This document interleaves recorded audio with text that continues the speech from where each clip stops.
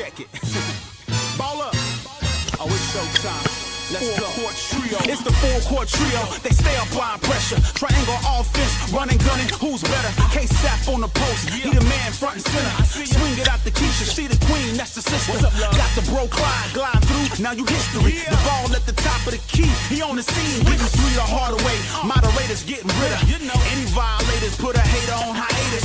Pull up front row. Trolls getting finger rolled. Block your shot at the rim, Matumbo. No, no, no, not in my house. It's the big three. We talk the game the best. I need an S. Livest podcast, get your views up. I average a triple double, sending you players back to the huddle. Keep your rebuttal, stutter, step and cross you over. No look past behind the back, you on the post. Money, talk that talk, just be ready to pour confetti. Kiss the rings of the chaps, that's legendary. The numbers don't lie, most valuable podcast. Fast breakdown through the lane, steam dash. Money, it's the full court trio. We're applying pressure. Yo, the bro Clyde, the sister Keisha, the queen. Duval, K-Sap, y'all know what time it is. Introducing full court trio. We up 3-0. This is 3-peat, 3 in a row. It's the full court trio. We up 3-0. This the 3-peat, 3 in a row. Let's go.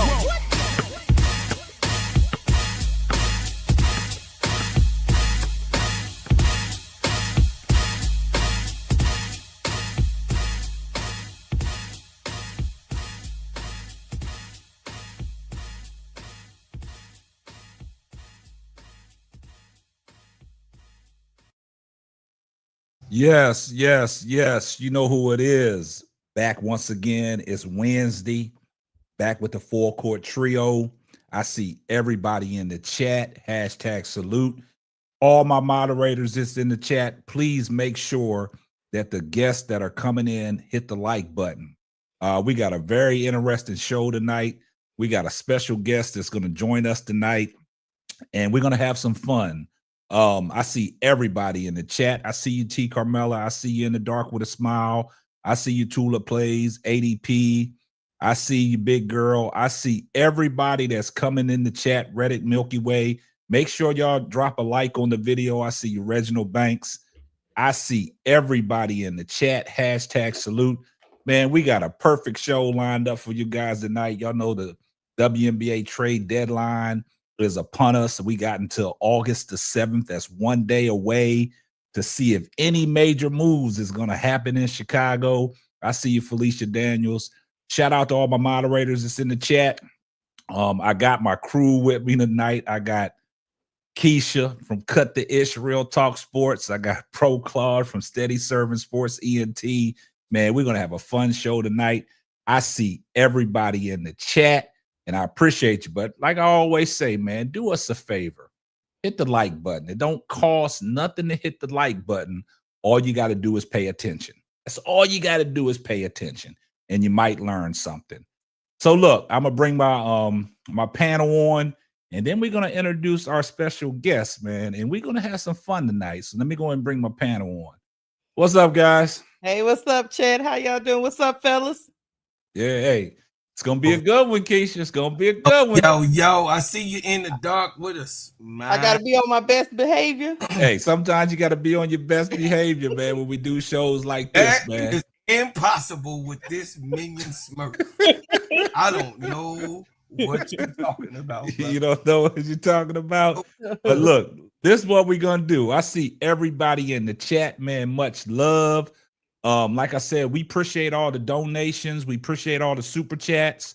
So tonight, man, go ahead and, hey, donations is going around tonight, man. Y'all going to have to send them super chats in the night, man, because we got a great show lined up.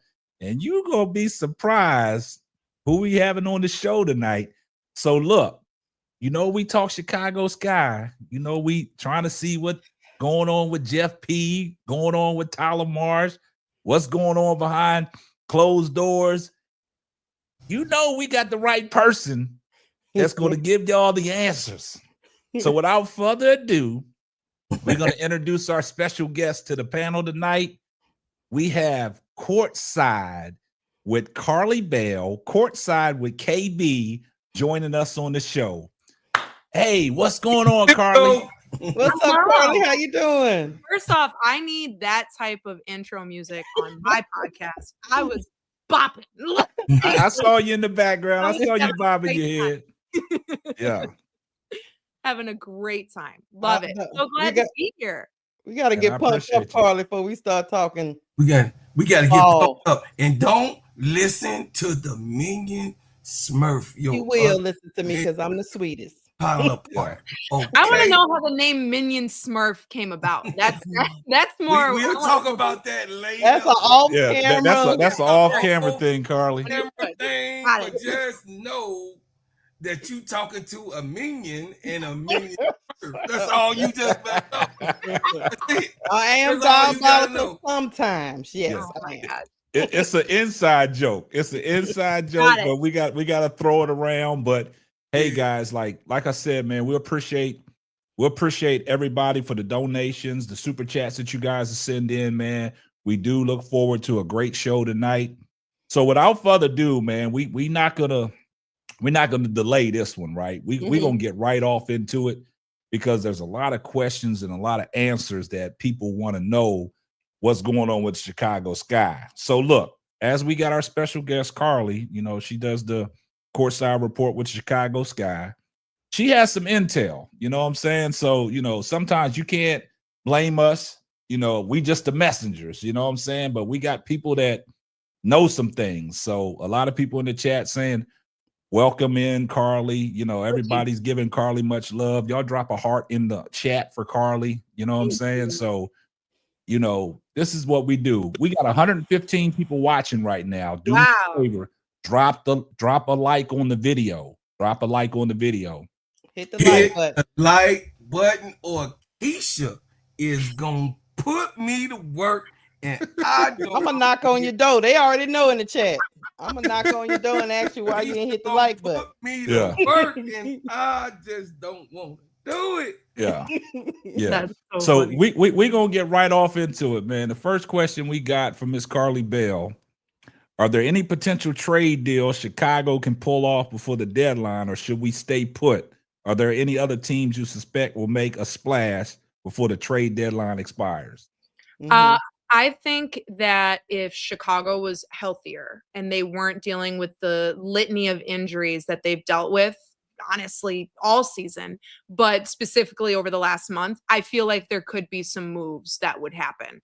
But with Ariel Atkins just now coming back, with Angel still being out, you've seen Haley Van Lith and Michaela Onyenwere deal with some injuries. You kind of can't trade anybody because you need to have players to play. Right. Yeah. You need to have availability.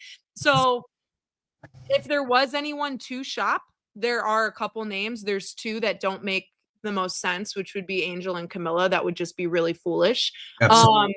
It just wouldn't make sense. The only other one would kind of be Rachel Bannum, but there are other guards that do what Rachel does. And the biggest, like Marina Mabry is a big one. And we just saw the Brittany Sykes trade that happened with Seattle just yesterday. So that's one of those things where I think if the Sky were healthier, I think there'd be a plethora of moves that could be happening. But because they just need bodies, I don't think the Sky will be making anything come tomorrow by their trade deadline.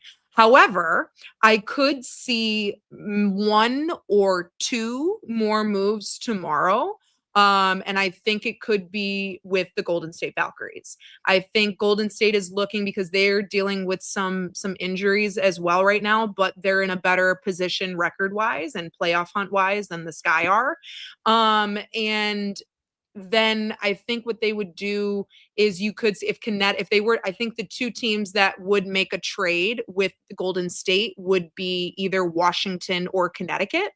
And what I could see is if that Marina Mabry trade did go through, it would possibly be to Golden State. But I'm going to say this, if there's a player in Connecticut that I believe deserves to be on a team that has a chance at making a run, I think that would be Tina Charles. I think Tina Charles is someone she's near the end of her career. She's still hooping at her age, which is great.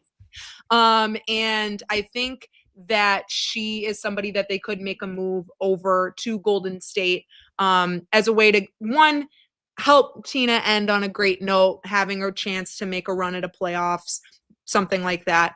Or I would also say that maybe we've heard kind of the rumors around Aaliyah Edwards all season. And I think Aaliyah Edwards could be, because what the Golden State Valkyries need now more than anything is actual post depth. So they need more bigs than they do guards right now, because they're kind of set with what they have in their guard play. I think bringing in either a Tina Charles or an Aaliyah Edwards over there could provide them an extra boost. And also with the Aaliyah Edwards trade, you're then giving Golden State a player that they would have on contract. So there's something there that they can build upon if they wanted to, because they're in an expansion team. So a lot of those contracts expire after this year anyway. So if there's a couple, like the people that they drafted, they're able to keep on. And then if you add in somebody who has a couple years left on their rookie contract, you then can add that person as someone to build around too. I had a feeling Alicia Clark was going to be traded just because she's not working. She wasn't working in Seattle.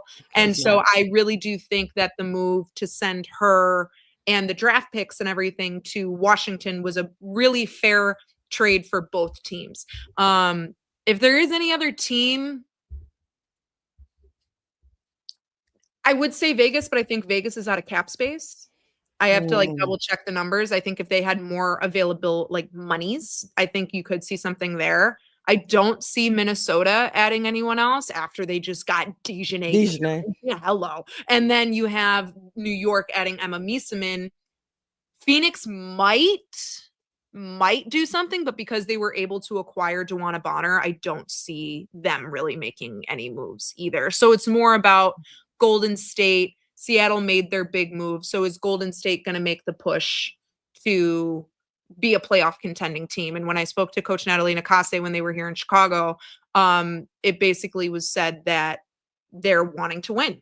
And if you can, I think they've proven everyone wrong as an expansion team in their first year. Everyone, myself included, I projected them to finish second to last or last, just because historically expansion teams don't do well because you're learning and there's all that there. So for them to be as good as they are in their first year is it's a win of itself. But because of the ownership group behind them, they very much want to be a winning franchise that makes deep moves in the playoffs. Do I see anyone really beating New York or Minnesota? No, but you still want to at least make it competitive enough where it's not going to be 3 blowout games, 5 blowout games. You know what I mean? Mm-hmm. Got you. So question, Karli, I got one question, because you was talking about the injury bug that hit Chicago. And I was just, saying, for instance, if Ariel Atkins never went down with an injury and this team was doing as bad as it's doing now, would it have been a possibility that they would have moved on from Ariel Atkins? No.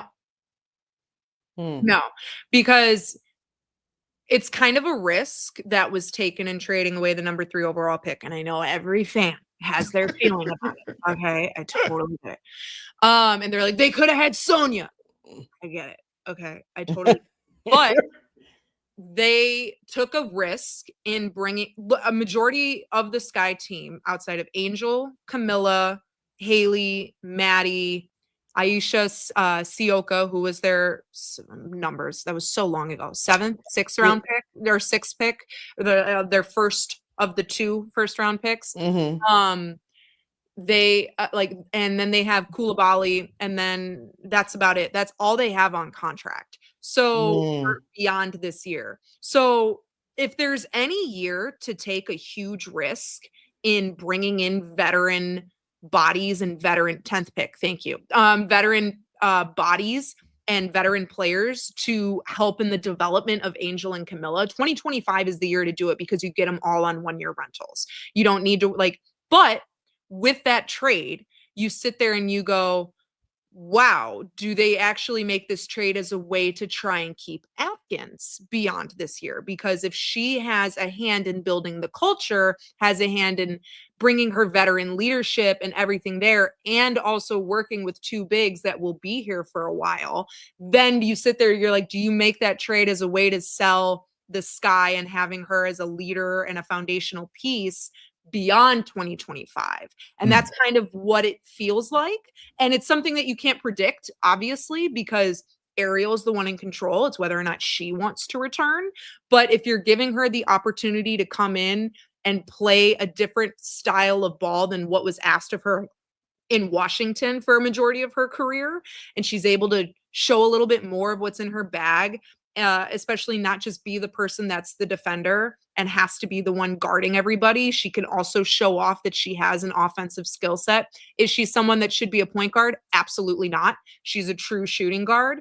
And I think with having that pairing there, she can still facilitate. And we saw before the injury that the facilitation between her and Angel, specifically her and Kamilla, still needed some work, but that facilitation between Ariel and Angel was working really, really well. So, and if it works there and you're seeing that camaraderie and there's just so much love in the locker room, which is a completely different vibe than what we heard last year, that's a good sign.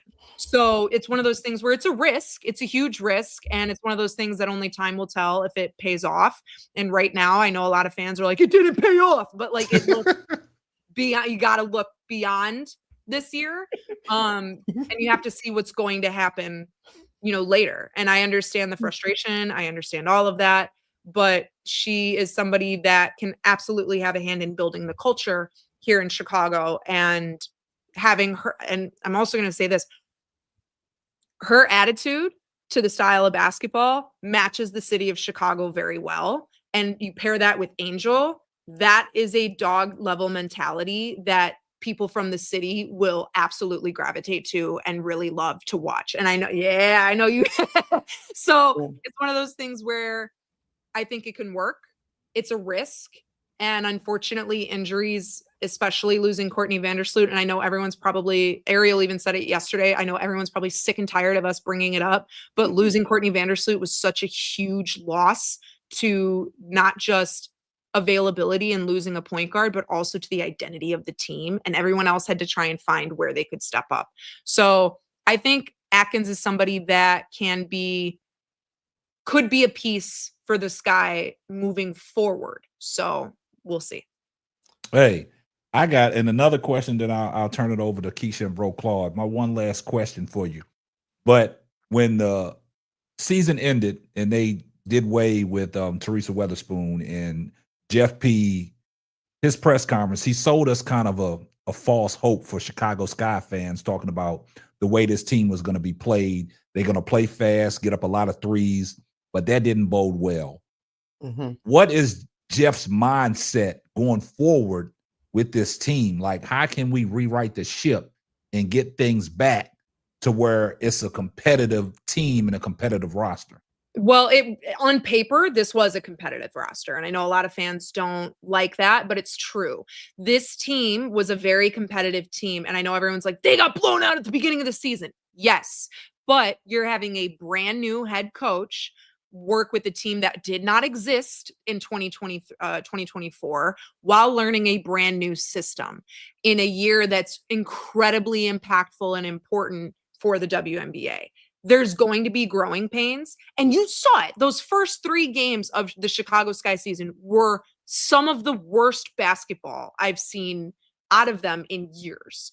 But those 2 games against Dallas, and I know everyone's like, it's Dallas, whatever. Those 2 games against Dallas, you saw the momentum build. You actually started to see a lot more competitiveness. You started to see things moving. You started to see more assisting, that selfless level basketball that they wanted to see. And right as they started to find movement, Vandersloot goes down. And that wrecked that team more than they're letting us know now, but like players were tearing up on the bench. It felt like a funeral in the United Center. It really, that injury decimated that team's morale, identity, everything. And I know I see some people in there. It was a blessing in disguise. It's not. I know Courtney Vandersloot is one of the truest point guards that you'll ever see in the women's league. True. Like one of the biggest truest point guards that knows how to facilitate, knows how to run an offense, and can do really well in finding the bigs and let the bigs have a moment to shine. She just started to find those ways to facilitate with Angel and Kamilla, and then she got injured. And that's where you can have a conversation where this is another risk that Pagliocca made, which was he put all of his trust in a 36-year-old point guard that was playing 30 plus minutes. Yes. And should there have been depth that they needed at point guard? Yes, but they were hoping that to be Hailey Van Lith. And they wanted it to be a learning process with Sloot and Hailey Van Lith as the season progressed. And that's just not what happened. And you kind of saw that last year too. Elizabeth Williams was the starting center, and then she goes down with a bad knee injury, and that forced Kamilla Cardoso to step up when she wasn't fully ready to take over. So injuries have really been an issue for the Sky as of late. And it's one of those things where it's one things that you can't predict. You can't. Like you hope for it. You hope it doesn't happen, but it's something that you again cannot predict. So it's one of those things where you hope that you see what happens next year, and you'll see what the free agency market will do.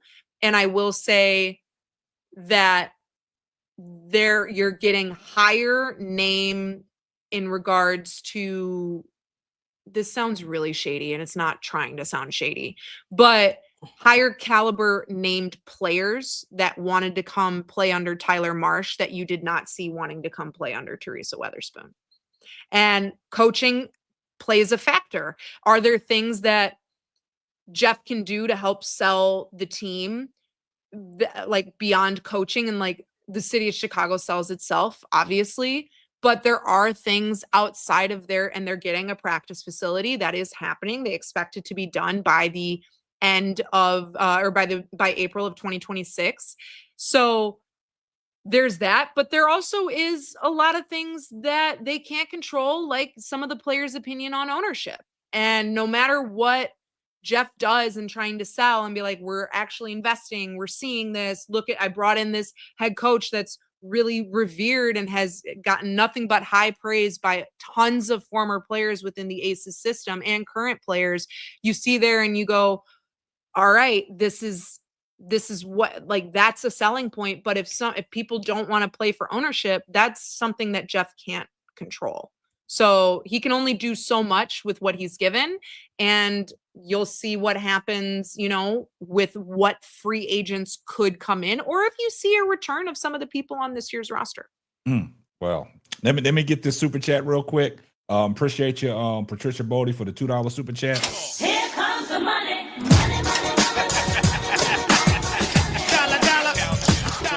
She said, great show. So I'll go ahead. Hey, we got 228 people in here watching the show. Please drop us a like on the video. All right, Keisha and Bro Claude, whatever you all want to fire away at Karli, go ahead. All right, Karli, I got a question. Since you ended with Vandersloot, I'm gonna start with Vandersloot. Okay. Jeff, being the GM, came into the season with Vandersloot, who you said is 36 years old, and he thought HVL was going to be the backup to her. Mm-hmm. Knowing that HVL was going to be a rookie, Vandersloot is up in age, and she would have to play significant minutes, and you don't bring in another ball handler to help through the growing pains of HVL. That would have left Vandersloot, even if she wouldn't have went down, that would have left her playing a lot of significant minutes. And with older players, injuries tend to happen a lot. Yeah. So I just felt like he didn't have a backup plan to Vandersloot, because HVL is not really a backup plan. No. Because number one, even though she is a point guard, she's still learning that position and really only got somewhat serviceable at it at TCU in college. So to put that kind of onus on her, I thought was a little unfair. And the other thing is this, Vandersloot needed time to get chemistry and stuff like that. But I wanted to know, did he have some kind of plan where he thought Angel was going to be more of a person handling the ball, so he had a backup with Angel and Vandersloot and then HVL? A majority of my questions in here are, when is Jeff? My bad. Go ahead. Oh, talk me through, because I'm really having a hard time understanding how he thought that was a viable plan. No, it's a risk. It's one of those things that you sit there and you take a risk. And when I also looked at it, I got nervous because I'm like, who is going to be the backup point guard, because Vandersloot is up there in age. And yes, Angel was going to take on a point forward role. So you do have someone there that can handle some of the facilitation. But I also sat there and I was like, who's right? You know what I mean? So, but the one thing that this guy needed desperately compared to 2024 that they do have in 2025 was shooters. There was just nobody outside of Kennedy Carter and Angel and Kamilla that was able to be, and then Marina when she was there, but at the end of the season, you know, like you weren't able to see somebody in the guard group be a consistent bucket. And so the main goal was to go get shooters and have Vandersloot run it, teach HVL on the side and see the minutes slowly but surely ease in, with Angel being the point forward that helps in the facilitation as well. Ended up kind of not working because, again, it's one of those things where you can take risks and only time will tell if it works. And the other thing is you can say Rachel Banham is the backup. And we saw that Rachel Banham was the better fill-in point guard than Ariel Atkins, than Haley Van Lith, because she did do it in college. But it's one of those things that you can't, she's like, Rachel Banham's meant to be the catch and shoot sniper. Like that's, you know, so it was a risk that he took, and yeah, it just didn't work. And that's kind of what it is. And that happens though across, like that has happened in the past with a lot of teams. And everyone's like, the Chicago Sky have always done this. I'm like, that's not true. Look at what happened when James Wade was here in the early, like in 2019, 2020. He took huge risks on bringing in certain people and it ended up not working out. Like Gabby Williams was here in Chicago and she did not work very well here, but did amazing in Seattle and moving on. So it's one of those things where, again, it's a risk and you hope it pays off. Sometimes it doesn't. And that's why everything looks better in hindsight when you're making moves as a GM. You're like, all right, I think this will work. We're going to hope this happens. We're going to hope this doesn't happen. And then it happens. And you're like, well, now what? So it sounds like he had a lot of faith, not only in Vandersloot, but it sounds like he had a lot of faith in these shooters he thought he was surrounding this team with. Yeah, very much so. And that was what we heard when Tyler Marsh was hired, is that shooters. Shooters. That's all we heard. And I was like, okay, so they're going to find their point guard, whoever that would be. They're going to ask somebody else to step up and be the facilitator while they get things going, while they build the culture, while they get chemistry going. And then you'll see someone else step up. And it just didn't happen because Vandersloot got injured. And that threw a huge wrench into what this Sky team could have been. Because if Vandersloot didn't get injured, I believe this team would be ranked 6th, 7th, 8th. It would be up there.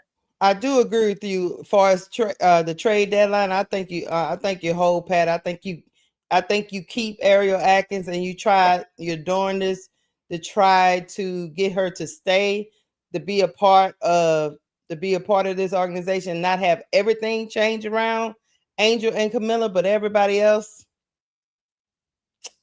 I'm gonna have to cut bait. Yeah, it's one of those things where, like, I sat there and I looked at it and I said, okay, who's going to be your backup PG? Like, I asked the same question.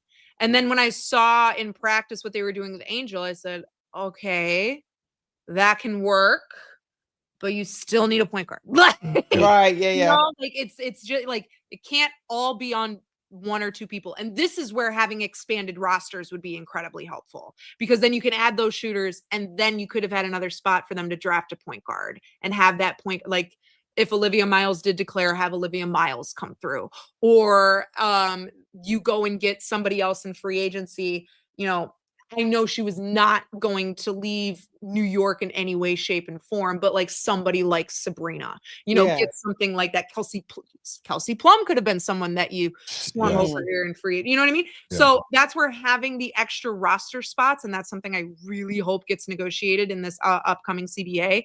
That would be really beneficial, not only for the injury problem that we're seeing, but also it would promote player development more and more. It would promote keeping your draft picks. It would promote keeping those people there to help learn and develop under the system that you want them to integrate into eventually. Now, this is my last thing before I let Brocard go, because I might not even let him go, but I'm just going to say this. I'm going to say this. It seemed like Jeff was very,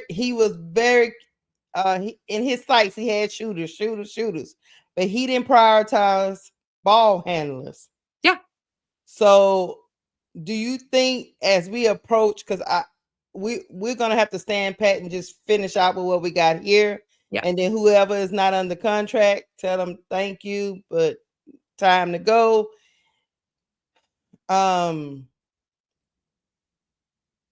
we have to go out here and try to get ball handlers in free agency, or do you think they'll have their money on the Vandersloot coming back next season bag? I mean, that's actually a really good question. I'm going to say this. If there's any player that I think would want to return to the WNBA after having what, in my opinion, what would have been her final year in the W, want to come back and not end it that way, Courtney Vandersloot is that person. Okay. But I do believe that because her and her wife just had the baby, she's having more time at home, she is up there in age, like maybe her just staying home and calling it hanging it up is something that could happen. So that I think honestly, it's very much up to Courtney Vandersloot. I don't think it's up to Jeff. I think it's very much up to Sloot on what she wants to do. Gotcha. But to answer the broader spectrum question, I think what would make the most sense, and this is again, you can't, like, I can't project anything for next year because we don't know what the CBA is going to look like. We don't know if there's going to be expanded roster spots. We don't know what the expansion draft is going to look like. We don't know how the draft is going to change now that you have all these new teams. Like and we don't know what the lottery is going to look like. And is the lottery going to include 5 or 6 teams now because they're adding more? You know what I mean? So there's things that I can't predict, but if I'm putting on my GM hat, I think you go and get a veteran PG in free agency, and then you draft a point guard, and you have that point guard be the one, and you split the workload 20-20. Have one or 25-20, or if there's somebody that's having a better night, 30-10. Like, you know what I mean? So you have it not be point guard by committee, but in some way have it be point guard by committee, because whoever's having the better night shooting or facilitating or is able to read the defense better that night, that's who is leading. And then you have the other PG come up and give her the rest minutes when they need it. That's great. Let me get these super chats real quick. Appreciate Wody Mac for the $2 super chat. Here comes the money.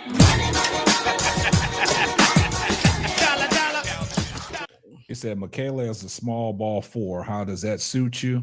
And let's get to the 6'8" Aquarius for the $5 super chat. Here comes the money. He said, who are the top league free agents at the end of the season? Who could fit the Sky scheme? We'll get off into that. But go ahead, Bro Claw. Go ahead and fire away. I think you got one more. Oh, one more? Yeah. Okay. Before you go. Shout out to King Stepper for the $2 super chat. Here comes the money.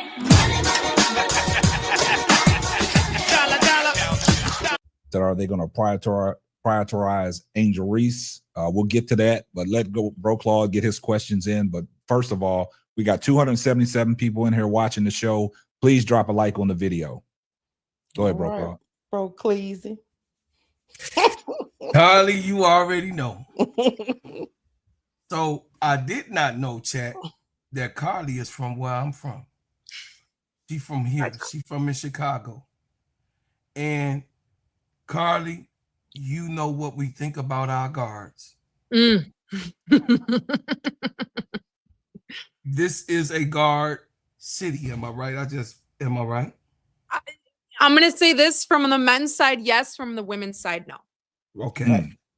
So from the men, you know that the guards were prioritized in making a show from if you were the 1 to 2, or we also in Chicago consider the 3 a guard. Yeah. I mean, other people around the country, that's why we so different, right? Yeah. So when they talk about 3, they saying forward, but Scottie Pippen changed all that for us. You know what I mean? Yeah. So we always consider our 3 point guard potential and skilled. You got what I'm saying? So what my question would be, you know, I heard great things from K-Sap, of course, and then of course our queen on the show, Keisha. But what I want to do is that Michael Alter and Nadir Rollinson have to, you know where I'm going, have to understand what this city requires and what this city is used to.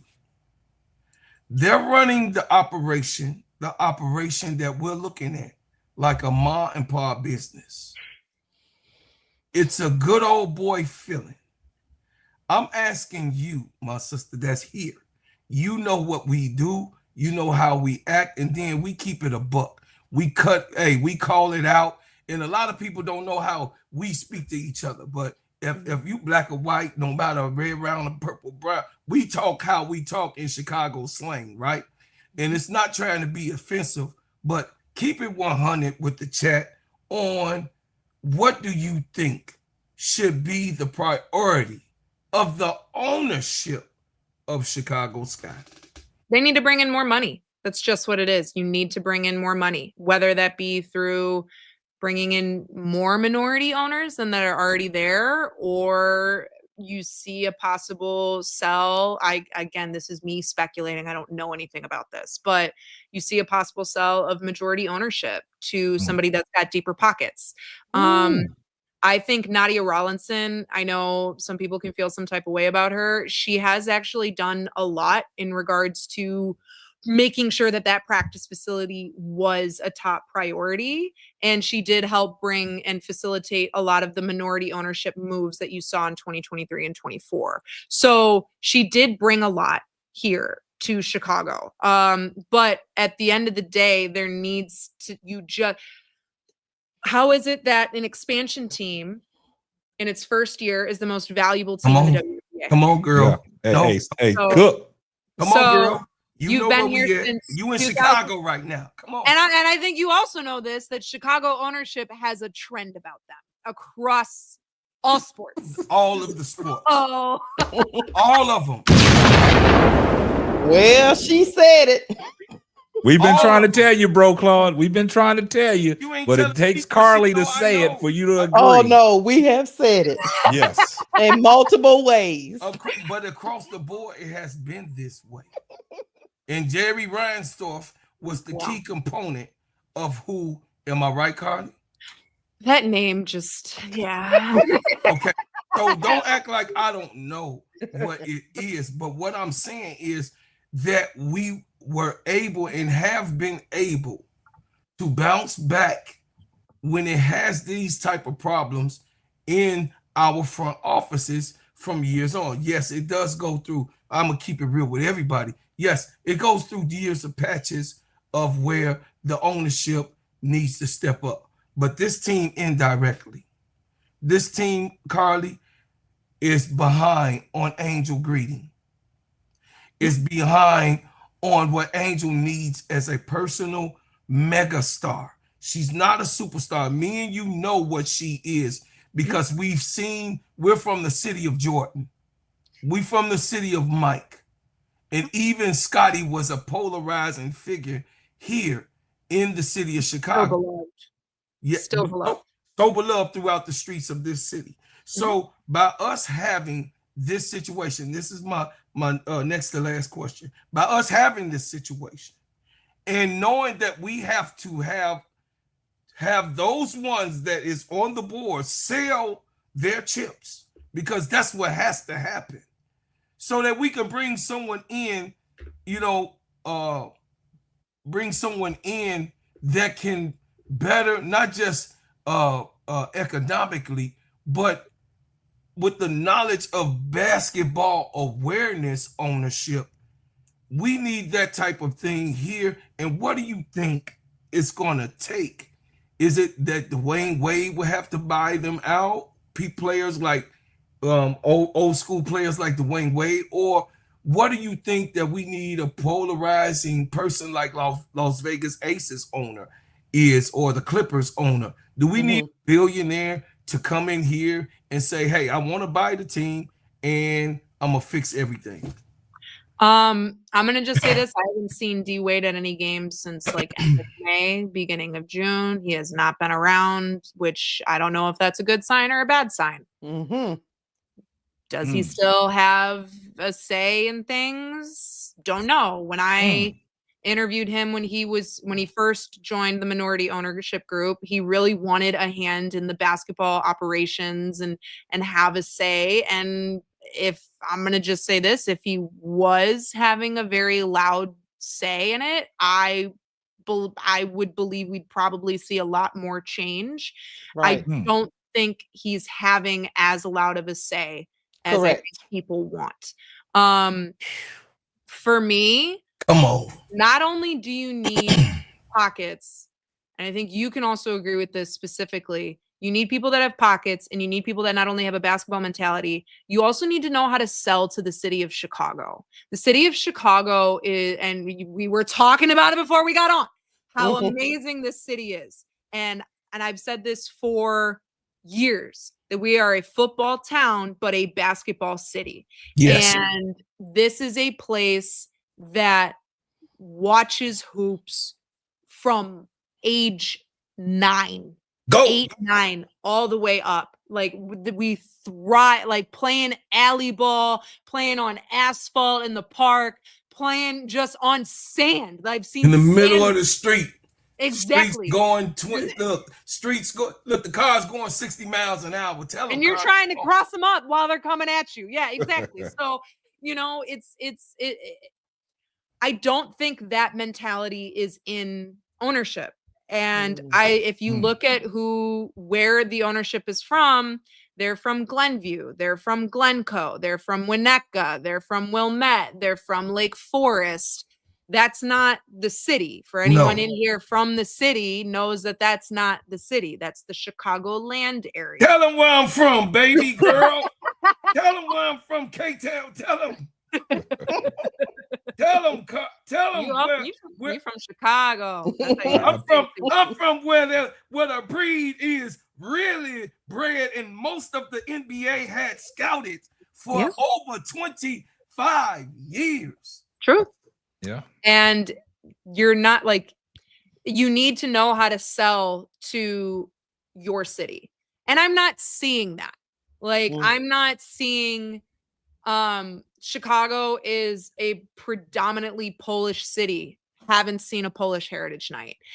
This city is also predominantly Puerto Rican, Hispanic, Latino. Haven't seen anything there.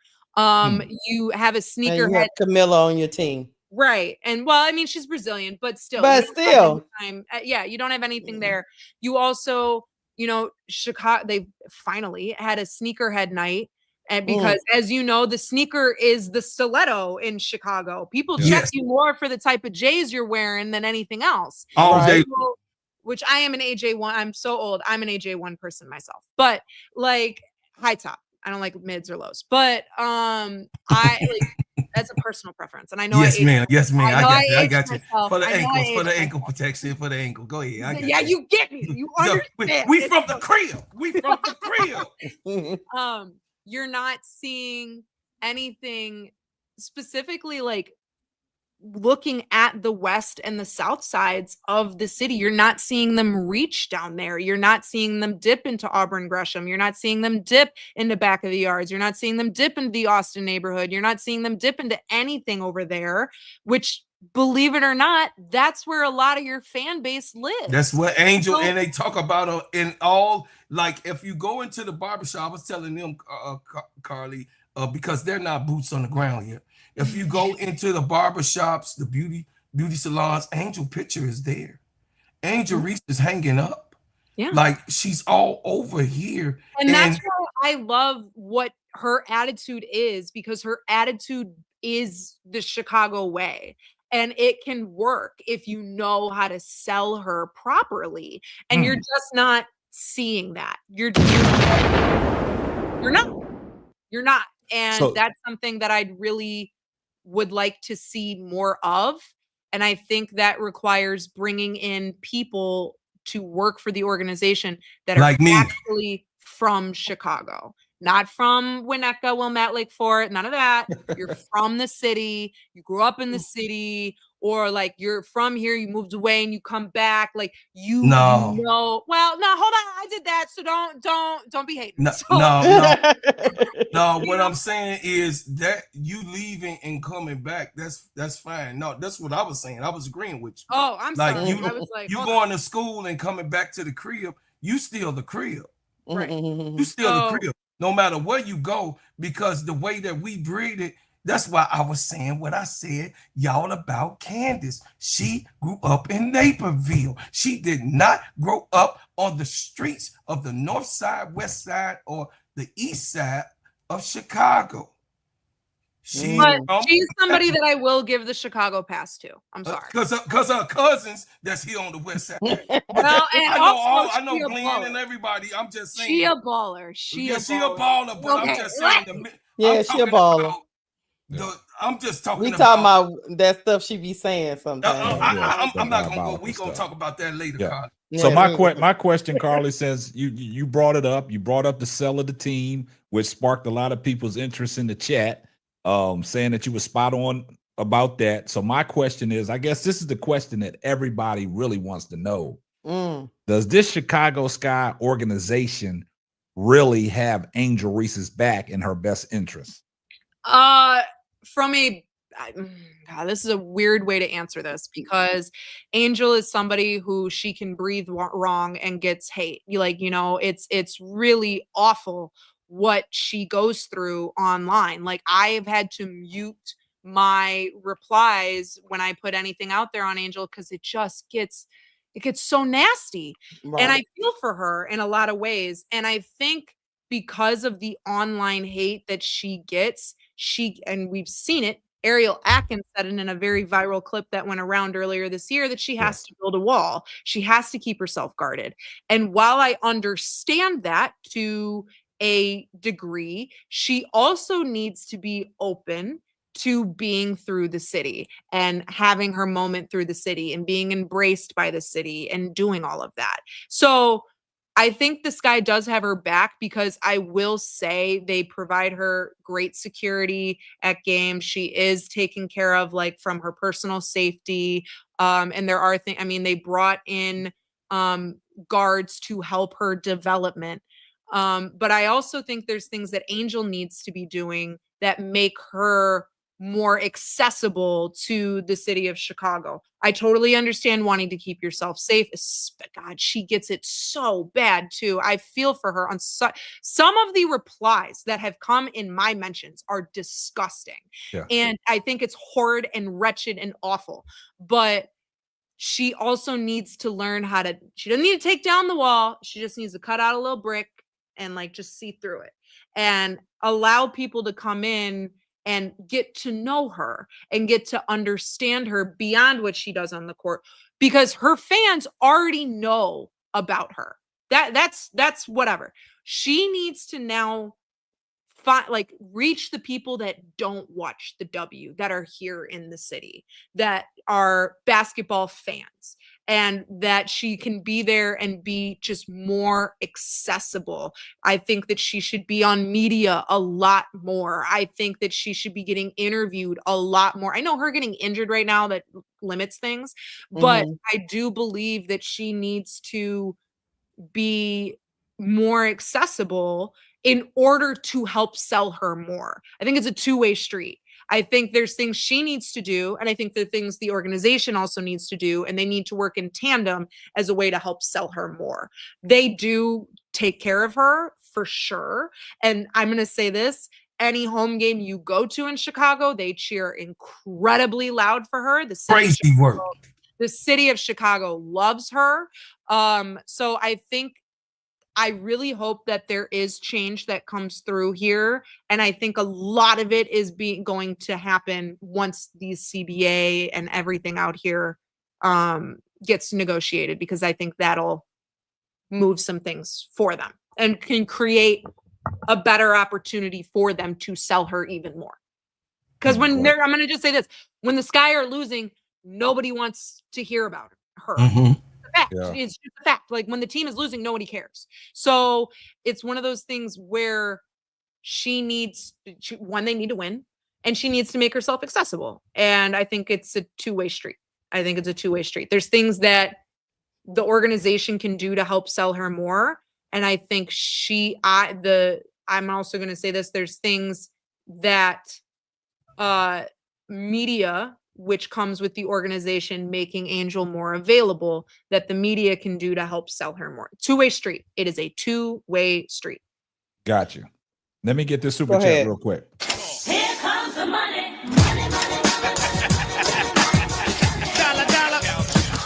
Thanks, Felicia Daniels, for the $2 super chat. She said, do they consider her the face of the team? Oh, yeah, for sure. Okay, for sure. Her and Kamilla, both of them. Okay. I think it's a tandem sell, because that's who's on every poster throughout the city of Chicago, is either one of them or both of them. So I think it's both of them. Gotcha. Okay, shout out to hold up, Brokaw. Shout out to Dre Stewart for the $5 super chat. Here comes the money.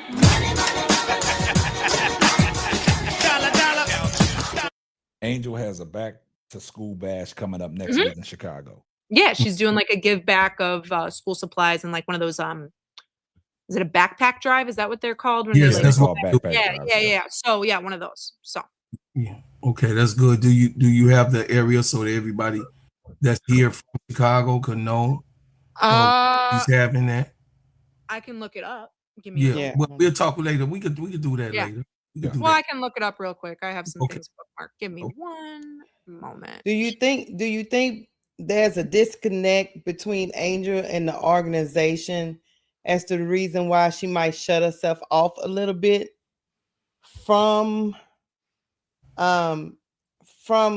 being so accessible, because maybe she doesn't feel protected all the time? I know in the first season, it was the wild west, so everybody was doing whatever they want to do.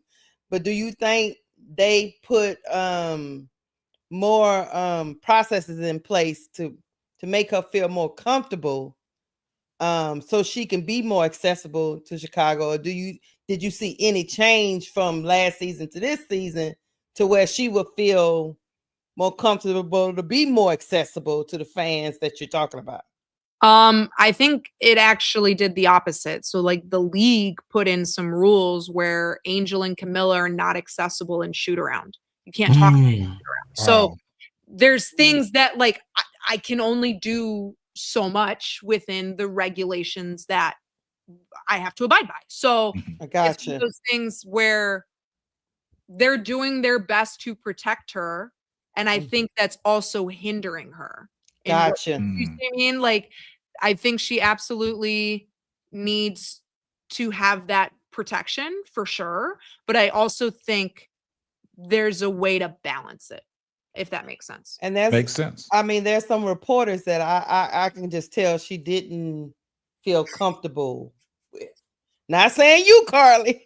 Look, I got the gist from her body language. Yeah. I'm gonna be real quiet. Let me get this super chat real quick. Hey, shout out to Pete Wright for the $5 super chat. Here comes the money.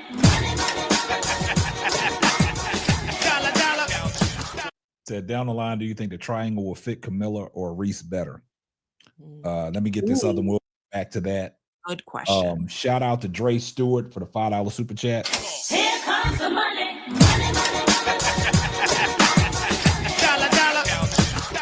I don't think Angel trusts the media. That's why she stays away from them. That's why I asked that question. Yeah. I And think then- that's part of it because I think she dealt with some things in local. She also dealt with some things nationally too. Yeah. So like, I think this is something, oh man. Ooh, you opened up.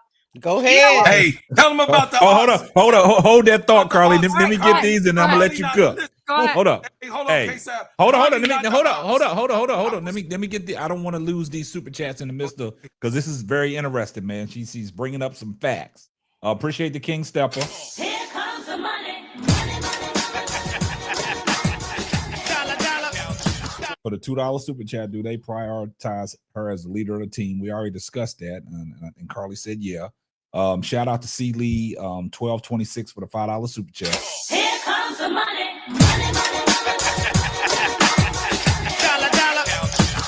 It says she's considered the face, but yet they didn't build the team around her or Kamilla. As they said, it was built for Courtney Vandersloot, and it doesn't fit her style of play.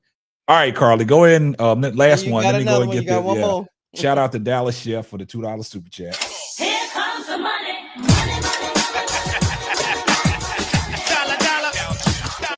When is the facility going to be ready? We touched about that early on in the show. She said around April of 2026.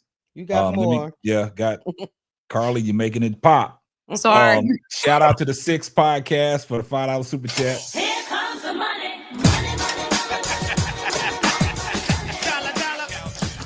Says, let me say it louder for the people in the back. Jeff P got to go. We will address that later on. We coming to it. Give us a we moment. coming to it. One more shout out to Amy Sue for the $10 super chat. Here comes the money.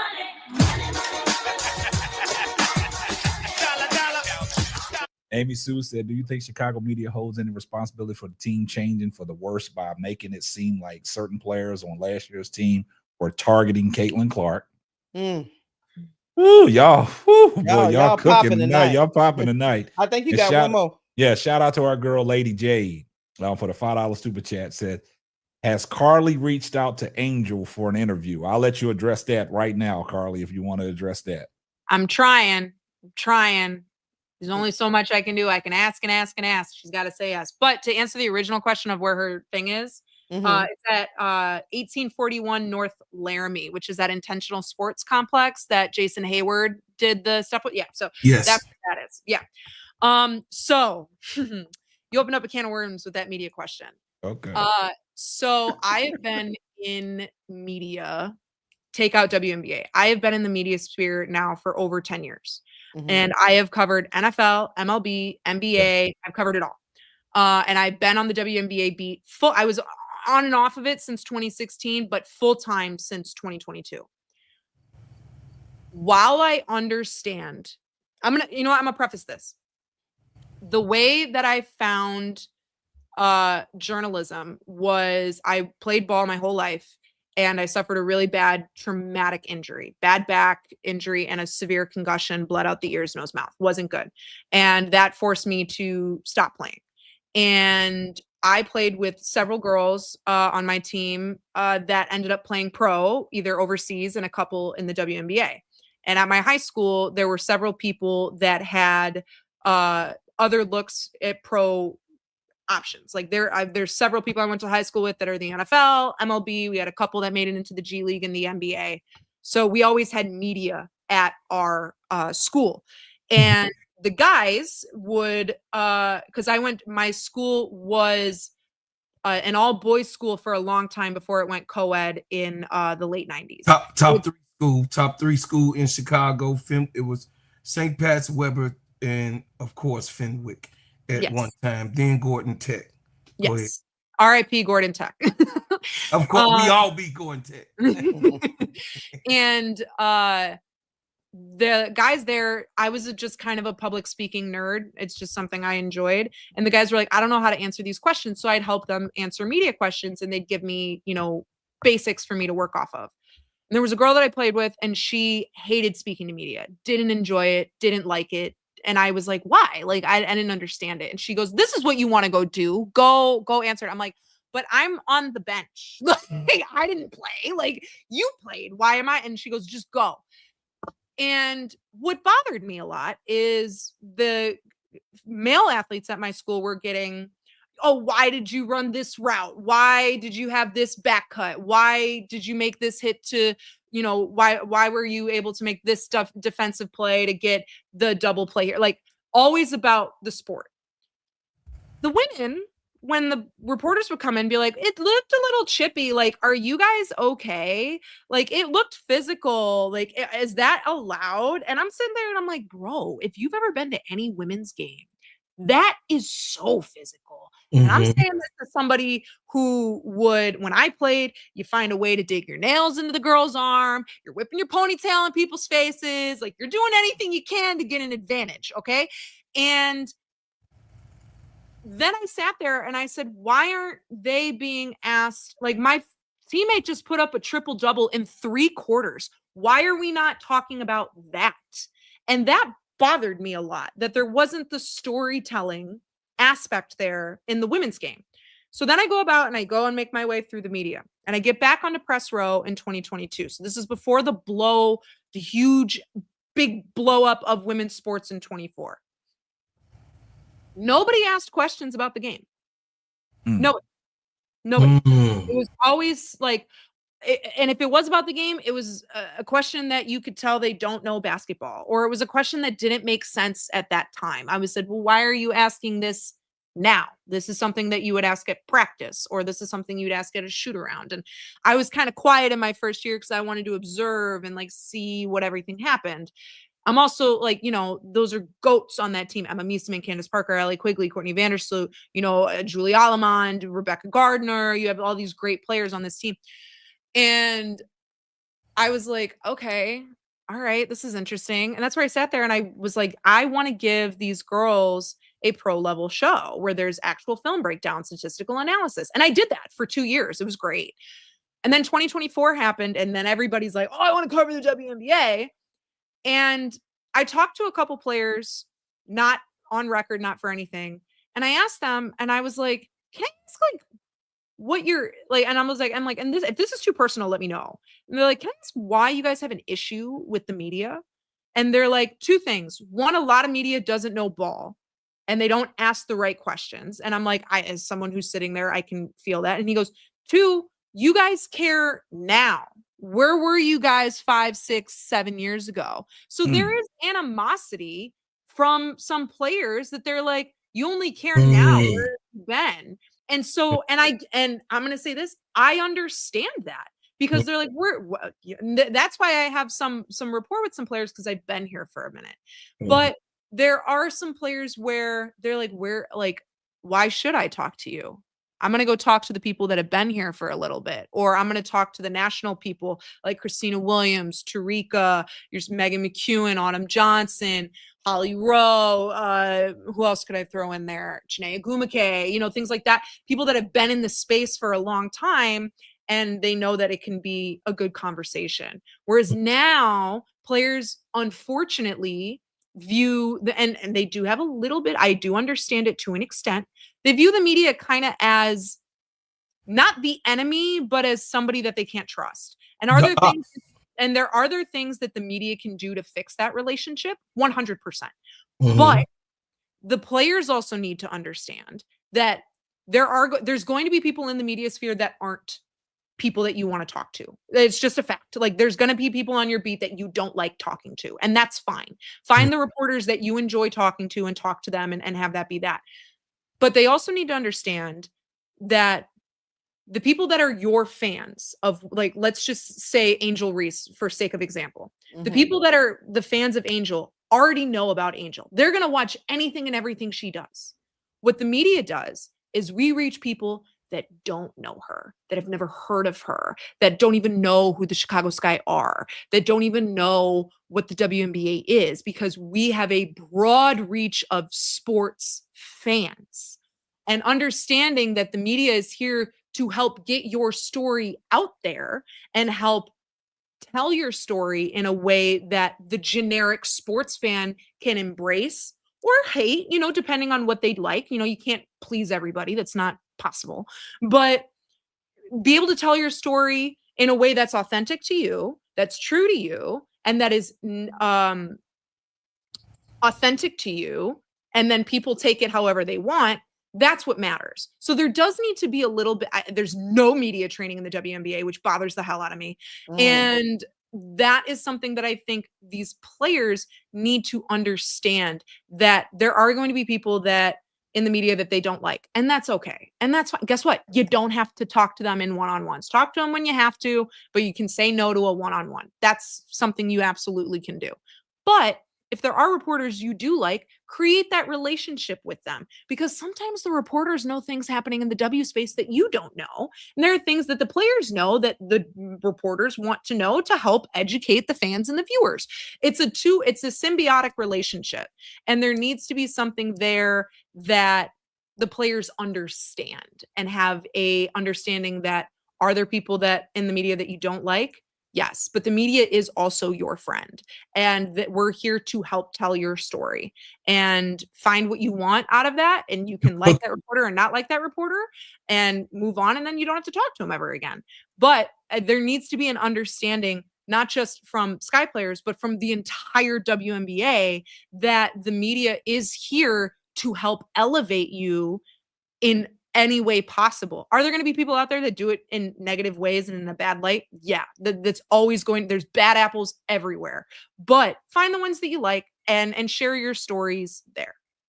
Man, that's great. And look, there's a lot of people that are having a lot of questions about Jeff P. and Tyler Marsh. Instead of you have to explain it, just let me go and roll the video footage of what has been said about Jeff P. and Tyler Marsh. So this is the answer to the questions that everybody wants to know. Is Jeff P. getting fired? Is Tyler Marsh going anywhere? Let's just take a listen. Getting fired? When is Tyler getting fired? All this stuff. I'm going to just say this right now. No firing is going to happen in the middle of the season. I think Sky fans, you guys act a little emotional, and I understand. I do and I don't understand, because it's just a basketball team at the end of the day. But there's not going to be any midseason. That's just not going to happen. You guys need to accept it at this point, that would be foolish for that to happen. That's how you really, really cause a blow up of a team more than anything else. Also, if you let go of Jeff, who's the one that's going to be making calls? Who's the one that's going to be the GM? It's not going to be, he doesn't have an assistant general manager. There are no assistant general managers within the Chicago Sky, because the Chicago Sky run on bare minimum resources. No, they're not as big as, let's say, a Phoenix or a New York, where they have, 5-6 people deep in certain departments. That's just not the case in Chicago. So who's going to be the ones making the calls? Who's going to be the ones if there's another injury that happens and you need to sign a hardship contract? You don't want Marsh doing it. We've seen the W get away from the dual role of head coach and general manager, as it should. It shouldn't be on the head coach to create the roster. It should be a duo partnership in between general manager and head coach. So just stop asking for the mid-season firings, because it's not going to happen. I feel like you guys need to just accept it. Will there be anything happening at the end of the season? While I understand and hear the frustration of the Sky fan base, I think you guys should accept the fact that Jeff and Marsh will be here next year. Because if you think about this from a long-term perspective, if you let go of a general manager, you're letting go of the head coach, because that general manager didn't bring in that head coach. You see that across all leagues. When a new GM comes in, maybe they give them the year, maybe. If not, if they do give them the year, they're gone the year after that. And if you look about this from a long-term perspective, the Chicago Sky, who they have returning guaranteed on contract for 2026, is Angel Reese, Kamilla Cardoso, Maddie Westfeld, and Haley Van Lith, and Aisha Sioka, who is overseas. That's all you have. You have Angel and Kamilla locked in for one more year in their rookie contracts, with then a 5th-year option that the team will most likely exercise and not give them an opportunity to be let go or be tradable or an asset for other teams. So there you have it, guys. So you heard it. So for everybody that's asking the question about Jeff P. or Tyler Marsh, we got to accept the fact that they're going to be here next year. And Karli kind of broke that down to a point to where you got to understand about the way they working on minimum resources. But at the same time, y'all wanted the answer, and there's the answer. So we can just stop Like she said, Chicago Sky fans are emotional. Well, I got a question. Yeah, hold on. Let me get this super chat real quick. Shout out to ahead. Dre Stewart for the $10 super chat. Here comes the money. It's not about knowing what's going on in the WNBA with Angel. It's every time she says something, some media person will switch her words and build a fake narrative. You can say that about any WNBA player. Sorry. You can say that about any single WNBA player. Happens to Caitlin Clark, happens to Dejanay Carrington, happens to Asia Wilson, happens to Sabrina Ionescu, happens to Kelsey Plum. You can say anything and someone's going to spin it in a way that fits their narrative. There you go. We talk about it all the time. They'll spin it to fit their own narrative. Hey, shout out to Brian Allen Hines, becoming a YouTube member of the Full Court Trio. We appreciate that. Here comes the money.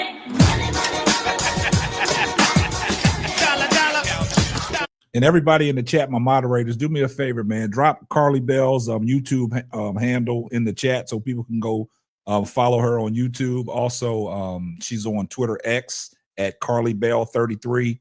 So y'all guys go give her a follow. Go ahead, Keisha. I got a question, teacher. Which kind of leads us into another segment, but I just got a question. Is the seat hot for Jeff P? Because building long term, as you have said, we only coming back with probably those 4 or 5 players that are under contract. I don't know if his plans is to go back into the draft or just surround his team with veterans. Seems like to me he's going to surround his team with veterans he get out of free agency. That's the gist I'm getting, but I could be wrong. But if we go through another season of Jeff P and Tyler Marsh at the helm, how long do you think this seat gonna be, warming to him being on fire? I would say it's warm. I don't think anything's going to happen because this is the first time he didn't bring in Weatherspoon. Weatherspoon was hired before Jeff. And and as we've seen, and you can look at it across any league, that if there's a change in the general manager, they give that coach maybe a year. And unless that coach does dynamite and goes well beyond expectations and brings the winning and does all of that, then they'll keep him. A lot of the times that head coach is gone. You see it in the NFL, you see it in the NBA, you see it in the MLB. It's very, very common. But Karli, some people in the chat want both of them gone, but go ahead. Well, I don't think Marsh should leave anyway. I think he is doing the best that he can with what he has because of all of the injuries that's been there. Go ahead. I think and I know everyone's like, he wasn't able to bring in draft picks. He wasn't able to bring in top free agents. Again, he can only sell what he can sell. This guy didn't have a practice facility this year. So what team's going to want to come here? This guy, ownership has a really bad reputation. It's just look at what Gabby Williams put out recently. Kalia Copper's spoken about it a little bit. There's things that he cannot control that are out of his control. What players think of ownership, he can do everything that he can to be like, well, we're investing, we're doing this. He can sell anything that he wants to sell, but that's not going to determine a player to want to come here if they would rather go be at a place that has a practice facility already built, everything already there, resources already there. Why? You know what I mean? Again, while I understand that I get the frustration because I truly believe this guy, I did not expect this guy to be this bad this year. I didn't anticipate it. And I think and Courtney Williams also did it too. Right. Exactly. You've heard the players already talk about it. So there's only so much that he can do. And what he's doing the best he can with the resources he has. Because I'm going to say this, if I was a general manager and I'm having to sell to a pro athlete, hey, we practice in a shared park district facility 45 minutes north of the city and an hour 20 north of our arena, and you're not even living in Chicago, you're living in Northbrook. And on top of that, you don't have your own weight room that you have full access to. You don't have a gym that you have full access to. Also, we only have a limited amount of practice time because we've lost our practice time to park district classes that need to be in there. Like, Oh my God. What player is going to want to sign?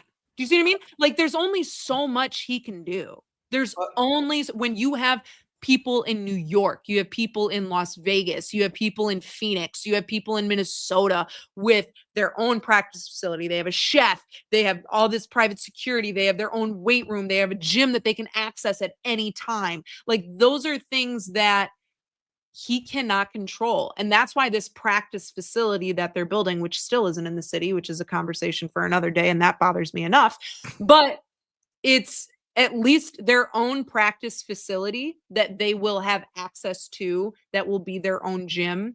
And so is that going to help in selling it a little bit more? Yes. But again, if there's a reputation about ownership that's already out there, he can't, again, But only so Karli, much he can do.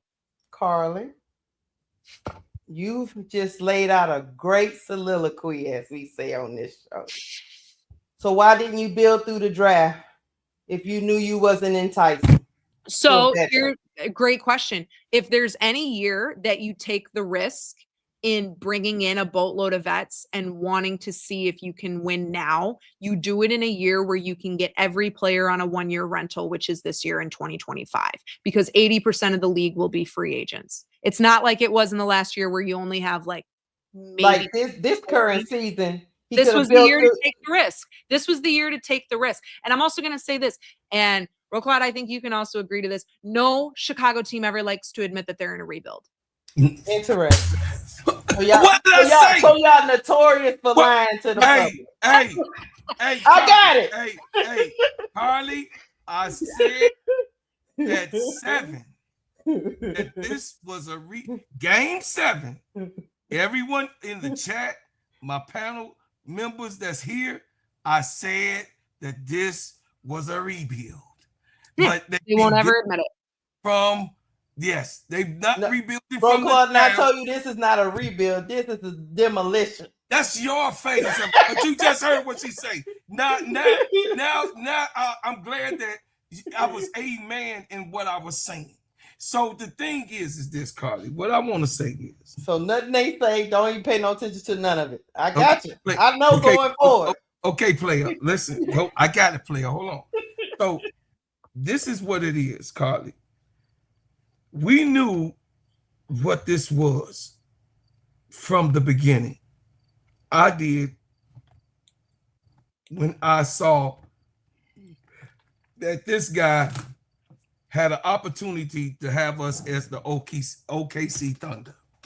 He had an opportunity to get whatever point guards that he wanted to raise. Build through the draft. He had an opportunity to get the wings that he needed to get here, and he also had an opportunity to actually get Angel and Kamilla's bag up. He had an opportunity. Well, I'm going to say this. I think I'm going to be honest. I don't think that trade of the number 3 overall pick would happen if Olivia Miles declared for the draft. Outside of Paige Beckers, who's an actual true point guard that was coming out of this year's draft? Outside of Paige, was there any other true point guard that like Olivia Miles is the only one? Sonia Citron's a shooting guard. She's yes, she is. No. There isn't any true point guard. I think if Olivia Miles declared and was like, I'm ready to go pro, I think that that pick stays and you build around, and then you take Olivia Miles, and then I think they take Maddie Westfeld. You don't see the pick of Haley Van Lith, and you see that happening more. And I also think that trade for the Haley Van Lith pick wouldn't have happened. I think a lot of it was dependent on who certain people declared for, and that's why I believe that if Olivia declared, you would see a completely different team, because then you would have had Vandersloot training Olivia Miles. And that is something that would have gone much smoother than having Courtney Vandersloot train a shooting guard in Haley Van Lith. So Okay. I think that's one of those things where I think there are things that if certain players declared, you wouldn't see certain moves happen. And that's me speculating, because if I'm the general manager and I hear Olivia Miles is declaring, she would have fallen at number 3. She absolutely would have been available at number 3. She wouldn't have gone at number 2. She would have gone at number 3, because Seattle didn't need a guard. They needed a big. So Dominique Malonga would have stayed at the number 2 pick. Paige would have stayed number 1, and Olivia Miles would have been number 3. And then you take her right there, and then you have your big core 3 there to build around, which is Angel, Kamilla, and Olivia. But So- Olivia didn't declare. So then you do things outside of that. So they brought Vandersloot in for a rebuild. I think they brought Vandersloot in to help teach culture. And that was the main thing that we heard from the jump for when Sloot got added through training camp, because Sloot knows what it takes to win in Chicago, because she did it. So her coming in and educating these players on what the Sky franchise is, what the Sky fan base is, while also building a culture with a brand new head coach, and also being that veteran leader presence there that may not be loud and rah, rah, rah, but is there and teaching things, is something that they were wanting to build. That's what that was. I don't think it was building around Vandersloot. I think that would be foolish to build around a 36-year-old. I think they wanted to bring her in to help build the culture. And in my true, honest opinion, if she was still playing, I think she would have retired after the end of this year. What I will say is this. Let me pull your pillow. You know how we talk in the crib. Let me pull your pillow, and let me pull your blanket, Miss Karli. There is a girl that's right now that is free. Her name is Deja Kelly, and we know she's not free. Is she free? I'm asking you. She is, but they're not going. She's just shaking her head. They're not going to go for her. I wouldn't work. No. I get it. She's No. small. I'm talking about through the draft. We had She was not a top 3, top 7 pick. I get it, because we were 10. So we're talking about 10, 11, 16, and 22, right? So Yeah. this is where I'm at. I know we gave up 3. I'm fine with Ariel. Me and brother K-Sap, we were fine. I was fine with Ariel too. Yeah, and sister, of course, she just spoke up. But I love me and Sonya, Sapper, though. right? Me and Sapper, we good with the Ariel pick, okay? But we're talking about sis, 10, 11, 16, and 22. There were available guards to teach, train, and to put in the places that we are. Yes, we do get Haley. Haley is my choice. Everybody that's going to tell you that's in our community, Haley is my baby. You got what I'm saying? Yeah. Haley, I wanted Haley to be here. I wanted Haley to be a part of the Scout organization. I love Haley all the way from Louisville all the way through LSU to TCU. I follow Haley. I'm a Haley fan, okay? But we did not do what I said. So I'm putting it right back on you. The OKC Thunder. We had a chance to duplicate that type of decision. And why do you think that he didn't do that? A lot of that's because there aren't enough roster spots. I think he would have done that if there were more roster spots. I really do. He had 19 people at training camp. Yes. It was a very competitive training camp. I had a feeling I knew who was going to make it.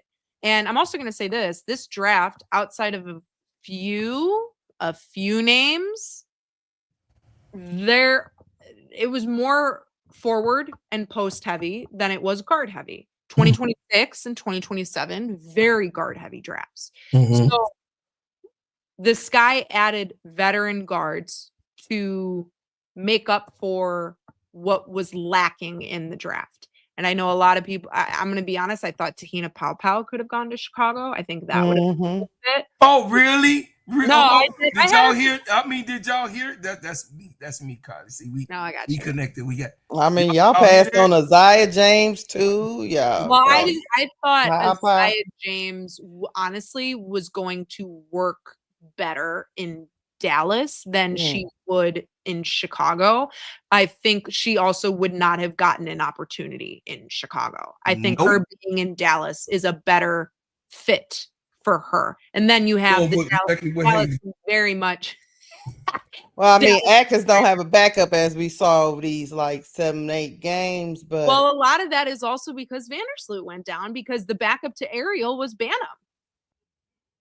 So when you have Banham running, Banham really was gonna be a legit. Okay, I got y'all. Well, I mean, if you look at her stats, she's a top one of the she hasn't ever been in a system where she's allowed to do what she does. If you look back at her college days, she had a game where she put up 60 some odd points. She was shooting upwards of 40 to 50% from the 3-point line. She can do it. She's a catch and shoot type of person. Right. But whereas Ariel's more downhill, you see her in the mid-range. She can hit the 3, but that's not her game. She likes the midi a lot more, wanting to go downhill, pull back, and hit it right at the free throw line.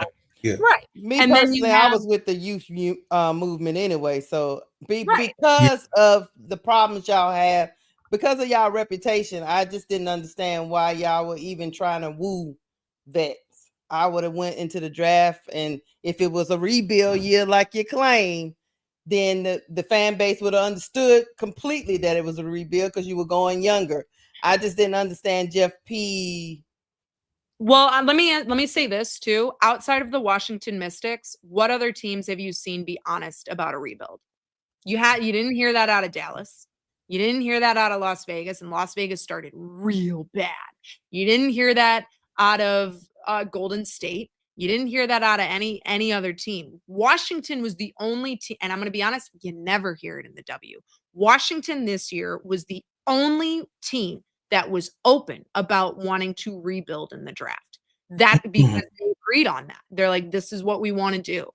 And I'm going to say this because of Tyler Marsh's name and what his name carries throughout the W, because I've talked to former players of his in Vegas and also players that play under him now. He is very well beloved and admired by a lot of players because of his IQ and how he's able to break down film and look at things and create sets that are there.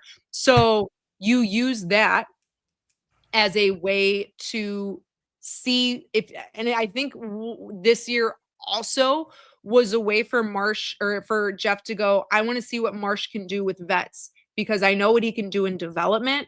Can he win with a lot of vets here? And what can we see this system be with players who have been in the W for a long time? I think that's an option. That's something that sounds like you're setting him up for a little failure, Karli. I wouldn't say that because if you're trusting the guy that you brought in that you wanted to go get very badly, which Jeff has said from the beginning, I wanted Marsh. That's who I wanted. That's who I wanted. Told y'all. Then why would he set him up for failure? I think he wanted to give him an opportunity to be have a moment with vets while also working on development with the players that he wanted to develop for the system moving forward in Angel, Kamilla, and then the draft picks and Haley and Maddie, which I'm going to say this. I don't think Maddie's getting enough love with the development that she's had here in the second half of the season.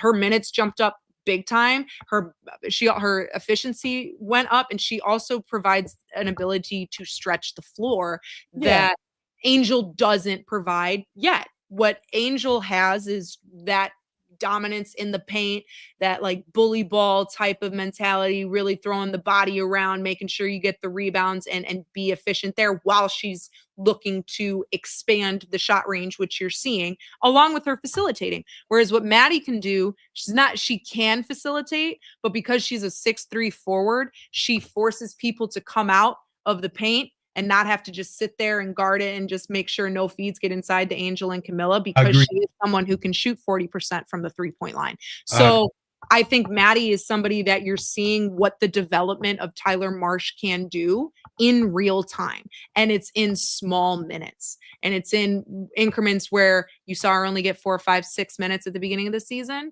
And then as the injuries flooded in, unfortunately, it was an opportunity for her to step up. You kind of saw her get a little hesitant, which you saw out of every rookie the moment you come in, because the W is just different than college. And then as she got confident and adjusted, you started to see better reads. You started to see better looks. Her turnover rate went down. Her efficiency went up. Like, you're seeing what he can do in development when you give him, this sounds weird, but like a raw meat package player that you can work and do that with. And I think what they wanted to do is see what he can do with vets and see, yes, he didn't develop them, but what can he do with people who are well established and teach a system. And I think that's what we're seeing needs the work, is the system. It's not the players. The system needs work. And you want to know something? That's the easiest thing to fix.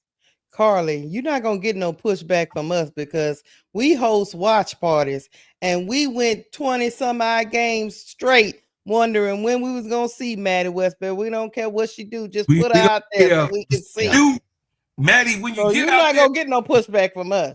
shoot, Maddie, when they go. Yeah. We was like, let her make her mistakes. Get her out there.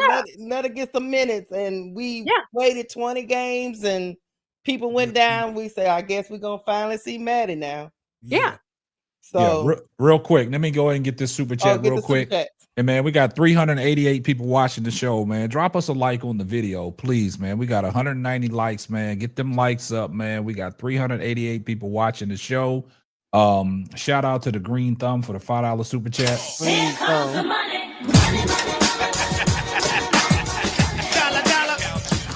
If wasn't injured, would we have a point forward? Reese also has just publicly acknowledged Angel stepping up after publicly criticizing her. Yeah, let me go ahead and take a stab at that. I think it's in reference to that article Jeff P put out there. Mm-hmm. Yeah. So what I think, regardless of whether or not Sloot got injured, you would see point forward Angel. He wanted, what you saw Angel in her rookie year was, you're a big girl, have big girls stand around basket. Like, that's all you saw. Whereas if you look back at her days at Maryland and even in high school AAU, she has a wing guard bag to her. She can. Of course. Yeah. So you know it's there. And I think what Marsh wanted to do is bring that back out of her. I think that was and we heard that from the jump, from training camp, from day one, that this was a new role. And I know everyone's like, he publicly bashed her, but I think we can all sit here and agree that Angel just didn't look good in those first 8 games. She was really struggling because she was learning a new role. And then right when you saw, and you could see the frustration she had with herself too. You saw the anger that she's like, I can't get this. I believe it was a Dallas game, I think, where she had a shot that she was taking and driving downhill. And it was an easy look and she missed it. And I saw her bounce the ball with so much force because she was angry that she's not doing what she knows she can do. And then I think they expected her to adapt to that position a little bit faster, because you kind of frankly needed her to. And then when she did get in rhythm, that's right when the triple double happened. You started to see that efficiency climb. You started to see things moving. Like, I think it was more, hey, we expected Angel to adjust a little bit faster, and it didn't. And it was costing games at some point. When you saw her last year putting up 20 spots, 18 to 20 points, and then she's only putting up 7 or 8. Like, you're like, whoa, like, what's going on? You expected her to adjust quicker, and it just didn't happen. And then she finally got in the rhythm, and he has said now she is playing like a superstar. She is playing like we knew she could play. We know that she can do this. We're glad it's finally here, and we love seeing this growth out of her and seeing this come out of her. And they've even said, they're like, we miss her tremendously right now because she puts up a 20 spot. Like, so and you need that. And then when you miss Angel and Ariel, that's 40 points sitting on the bench. Like, what are you going to do? So you can only do so much when you're missing 2 people that are putting up an average of 18 to 20 points a game. So now I think Angel has really adjusted well to this point. I think there's always room for development. It's never going to stop. Like you can still develop at age 30, at age 35, at age 25. Like that development's always going to be there. But I think she very much grew a lot that just those first 8 games. And she even said it herself. I was not good those first 8 games. And then it just like clicked for her. And then she's been moving and shaking since. And he has addressed it. He has. Okay. All right, let me get the super chat real quick. Chat. Shout out to Amy Sue for the $5 super chat. Here comes the money. Money, money. I ought to put my glasses on. That what good are the vet guards when they can't keep up on defense and give up more points than they score, leaving the team at a point deficit? Well, I'm going to say this. I'm a defensive-minded individual. When I played, you could maybe catch 6 to 8 points out of me, but I would have like 10-plus deflections, 8-plus boards, couple steals, and creating turnovers. Like I am a defensive-minded person first and foremost. It's effort. And I'm also going to say this, and I said it in my podcast last week, is the defensive identity of this team is real basic. It's not. It is. It's not big. It's basic. It's basic. It's basic. It's basic. It's like we're going to contest shots and we're going to be disruptive. You're not seeing, them be a team that wants to cause a lot of turnovers. You're not seeing them be a team that's going to pick pockets. You're not seeing them be a team that is going to really like I'm going to say they protect the paint more than they do the perimeter, but it's still not enough in a lot of ways. And that's where that's where you need more development out of specifically Kamilla and her defensive game. I think she also needed to learn how to be a lot more disciplined because you saw her get into early foul trouble a lot at the start of the season. And now she started to adjust to that. And I think Angel also had to I'm going to say this. I've said it all season. I think there are some calls that are just not there that don't happen on behalf of this guy. But I also think the officiating this year has just been incredibly inconsistent. It's just, this is one of the worst officiated WNBA seasons I've seen in a long time. And I think there's a factor in there, but I also think they just needed to learn how to play a little bit more disciplined. And this is also a team that doesn't block a lot of shots. Like this is a team that I think is just, we're going to contest. We're going to make it difficult for them, and we're going to try not to get beat, which is that's defense 101. Yeah. I wanted to see something more out of it, and I just haven't seen it. And I think it's because this is my personal opinion. I think it's because they focused more on wanting to instill an offensive system because there was no offensive system under Spoon. There were it was just pickup out there under Spoon. You weren't seeing movement, you weren't seeing actions, you weren't seeing anything that was like shifty or sneaky or anything there. It was like, Kennedy, go cross somebody up and shoot, and we're going to hope Angel gets the rebound and puts it up. That was the whole offense of under Weatherspoon. Their defense was there though. I think because both Marsh and Jeff have a offensive mind first, defense second. I think they cared more about instilling an offensive system than they did a defensive system. And you're seeing that defense wins championships. So it's one of those things where you sit there and you're like, that's a problem. I still think that there's things that need to be tweaked in the system. I also think they don't have the right players this year that would work well with what Marsh wants to do. I think they thought this would work and it's not working. I also think there's things that need to be changed in the system. The one thing I do love is that post-to-post action. I think that has worked phenomenal for Chicago all season. I think that should stick around. And that's where Angel being out here these last few weeks has been really detrimental to their offense. And while you're seeing Elizabeth and Kamilla work on that, it's mostly been Angel and Kamilla that have been feeding each other and not E feeding Angel. It's more been Angel feeding E and Kamilla, with this sometimes occasional passes and assists from E and Kamilla to Angel. So I think Angel being out has really limited what they can do from a post-action standpoint. And there are times where I get upset because it's just really stagnant offense. There's no off-ball movement. And when they are able to get off-ball movement, the system works. So like it's one of those things where you can only you can preach it and preach it and preach it, but it's the players that are the ones putting it to action. So if the players aren't there and they're not moving off the ball, there's only so much a coach can say. The coach isn't out there playing. Gotcha. You know what I mean? So Yeah, I good think point. I think it's one of those things where, are there things that the system needs to fix? Yes. But are there things that the players need to do to help the system look better? Yes. Mhm. Great point. Great point. Get Let me to get your, this super super chat real chat. quick. Got Hey, three. shout out to King Stepper for the $5 super chat. Here comes the money. The chat is diabolical. What I Angel doing now? She did in Unrivaled. We can't give Tyler credit for that. Let me go to Felicia Daniels. Okay. Shout out to Felicia Daniels for the $5 super chat. Here comes the money.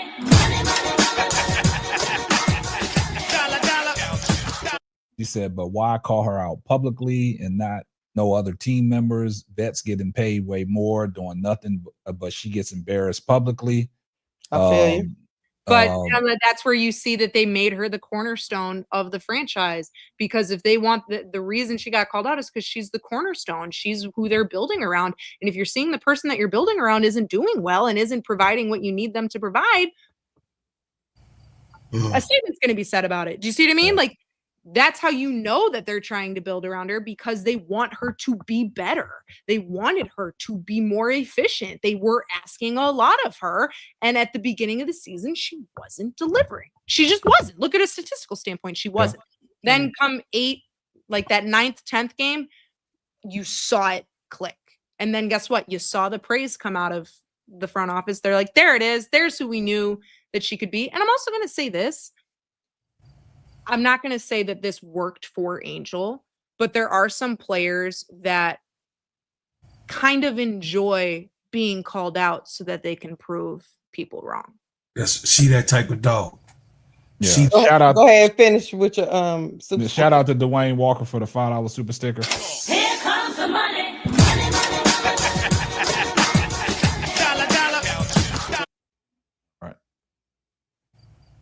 That all One you more. had? One more.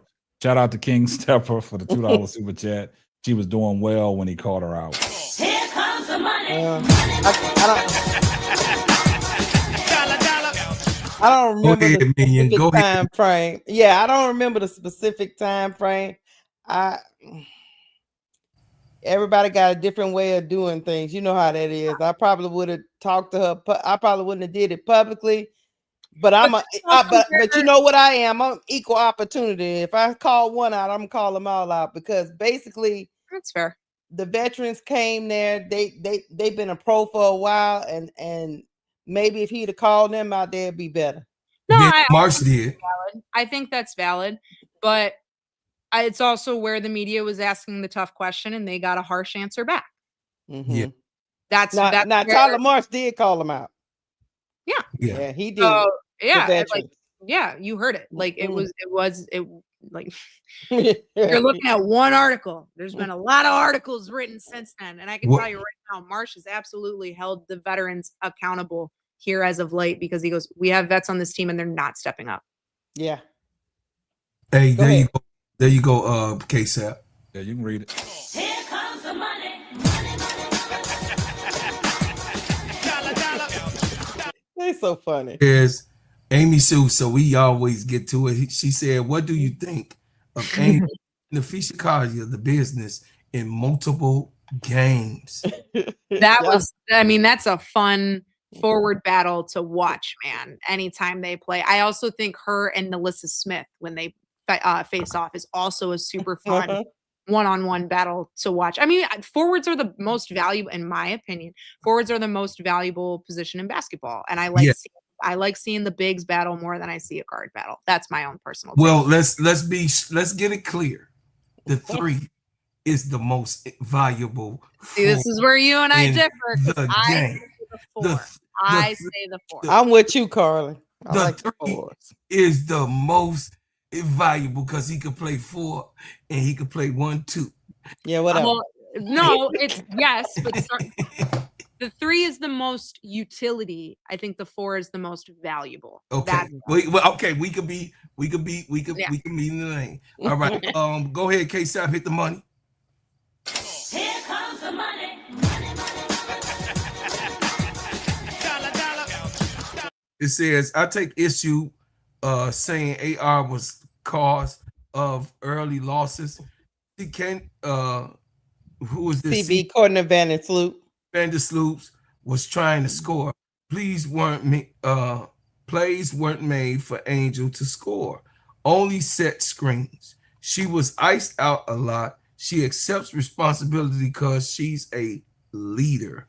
Because they were asking her to be a different role. And that is the only reason forward. The only reason why I kind of agree a little bit is because if you brought Vandersloot in for the culture of the locker room and all that good stuff to show them how to be pros and to show them how to conduct themselves and all that stuff, she's got to be the leader in that locker room to let them know, look, because she wasn't playing particularly well. No, she wasn't. Her turnover rate was absurd at the and beginning. I think the chat is like, okay, so you call out Angel, but you don't call out the other veteran that's been there. I'm gonna say this. That's been there, done that. I got it. I've called out Kamilla all season because she's been incredibly inconsistent. Now that's a different story. Don't go down that road. No, she's been. I'm gonna say in these last 3 to 4 games, she's been consistent, but it's August. Right. She's been inconsistent. And a lot of that was because she was getting into foul trouble early because she wasn't playing disciplined defense. So you weren't able to see a lot of minutes out of Kamilla. So then everything fell on Angel and E would come in and then poor Angel would also get into foul trouble. So then everything's on Elizabeth Williams. And then you're asking Rebecca Allen or Michaela Onyenwere to play the 4, and they're more 3s than they are 4s. Hold on, Karli. So Broclaw said we was piling on Kamilla. Told us to stop being so mean. Now you heard it from Karli. Here you go. I'm gonna say you little messy soldier. Now look, Karli, baby Bob, listen. I don't think, me personally, listen, I don't think that Kamilla actually was feeling the way that the program was going on that was put out for her with Tyler Marsh and Jeff P. Coming from Don Staley, it was a way of play for Kamilla. Having this type of guy, Marsh, who is a positionalist, of course, we can see he don't want to have positions, a positionless coach.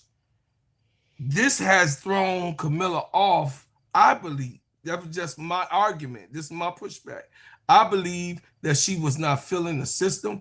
I believe once you lose Kamilla early in the game, to have her the rest of the game is like pulling teeth. Okay? So I think, yes, it is on her as a player to stand up, and she should not need Angel to keep. Let's go, Kamilla. She should not need Angel to do that. She should not need coaches to do that. That has to be in you. But this is my pushback. This is the part. When you know, listen, Karli, when you know that this player is this way, you have to put those type of continuous settings out for a player that needs that type of push. Do you agree?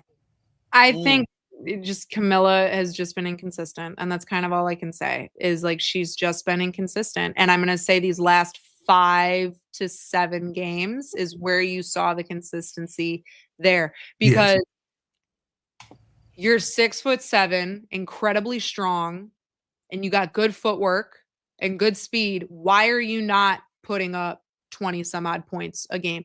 Is that also a question that you have to put to the guard group because they're not getting the best looks and feeds inside to her?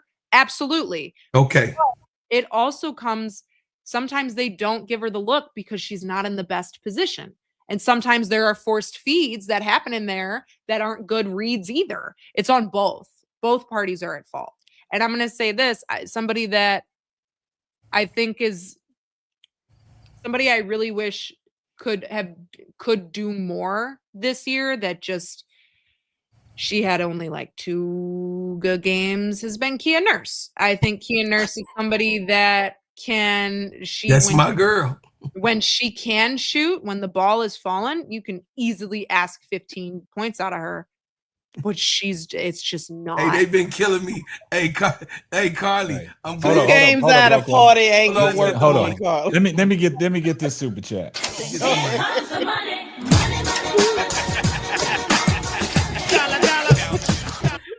John Shaft says spoon hate is crazy. Exactly. Angel is leaving. I disagree with that. I do too.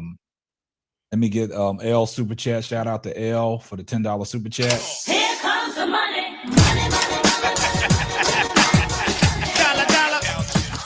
To hold a sophomore to a standard that you don't hold an experienced vet, no matter if they're cornerstone or not, is ridiculously coward and screams scapegoat. Can understand that perspective there too, but I'm also like, for me, I think you can just see that Angel was struggling at the beginning of the season. It's just a fact. She wasn't doing well. And then she got better. And now she's the dog mentality and that aggressive player that you need out of her. And she went, and that's why they were missing her so badly right now. I think two things can be true. I just don't think I think they can totally understand that. I think they just didn't like the calling out. I think that's what it is. I'm sorry, Dexter's comment. I would trade Kia Nurse for a pack of Black and Milds. Is what? Hey, shout out to Pete Wright for the $1 super chat, man. Hey, you gonna get it. But listen, she from Chicago, so she know how we get down. I need to ask though, what flavor and is it a wood tip? Like, what would you make the trade for? That's what I want. Tip. Hey, shout out to Amy Sue for the $2 super chat. Here comes the money. Oh, my girl. We said that Angel hurt her back by trying to carry the team. Y'all die. Hey, let's get them rolling. Pete Wright, shout out for the $5 super chat. You didn't answer the question. Do you think the triangle offense would... I didn't answer the question. I think it would work if you had a different guard. It very much depends. Sorry about that, Pete Wright. My bad. I went on a tangent. Sorry. I think it would work if you had the right guard in there. And if I'm not even saying a guard on this guy. Like if I was to go out there and a guard that I think could work with a triangle with, that's a really good question. Yeah. I could. No, I don't think she'd work. Of the rookies, see that's where I was leaning, but I don't think it could work because I think it could and it couldn't, because she's so downhill. Whereas I want someone. That's what I like, that's why I think. But it works because of her defense. You want to know who I think it could work best with is Chelsea Gray. Chelsea, yes. Nah, one of our other panel members have said that ad nauseum. No, I think Chelsea Gray would work. Well, I would also say Paige is just such a great. She's just unbelievable. Paige, we don't have no. Look, Carly, we only want to talk about Paige right now. We don't. We got heartburn. That's going to spark up something different, and then you're going to see all these trolls start coming to the channel. Let me get this. We don't need that. Go ahead. Yeah, let me get this super chat from King Stepper. Here comes the money. King Stepper said, let's be real, Angel and Kamilla barely get the ball. Angel plays point forward. She only the one who puts effort into getting Kamilla the ball. I'm gonna just say she kind of acknowledged that already. Yeah, with the two. Also says that posts have the best feeds into the posts. So he already said it is what it is. Yeah, we acknowledge that. Yeah, some of the stuff that y'all asking us again, we have acknowledged that through the show. I don't know when y'all coming in, what they part of the show that you're coming in and out of, but she has addressed majority of this stuff early in the show. You know what I'm saying? I still want to know what type of Black and Milds you would make the trade for. I haven't gotten an answer there, sir. I would like to know what's your go-to, Kia Nurse. Yeah. Now look, let me give Dwayne Walker his $5 super sticker. Here comes the money.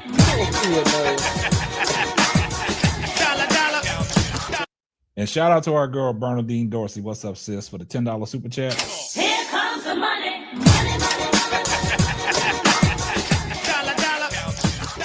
said Teaspoon did great with the hand she was dealt. When will vets Banham, Nurse, and Allen be held accountable and called out for their extreme lack of defense? Sloot was a shoot first and pass second. Yeah, the defense is bad by them. Oh man, I can talk all about it. Yeah. I can talk all about it. So regular plastic tips. What are you doing putting microplastics in your body? That's what, you just like burned lips? What is that? You like, that's awful. She from the crib. She a ball player, y'all. She from the crib. Hey, she been around us a long time. I'm sorry. I saw that comment and that sent me off. That was so I'm sorry. Let me get the super chat and you can address this one. Shout out to L for the $10 super chat.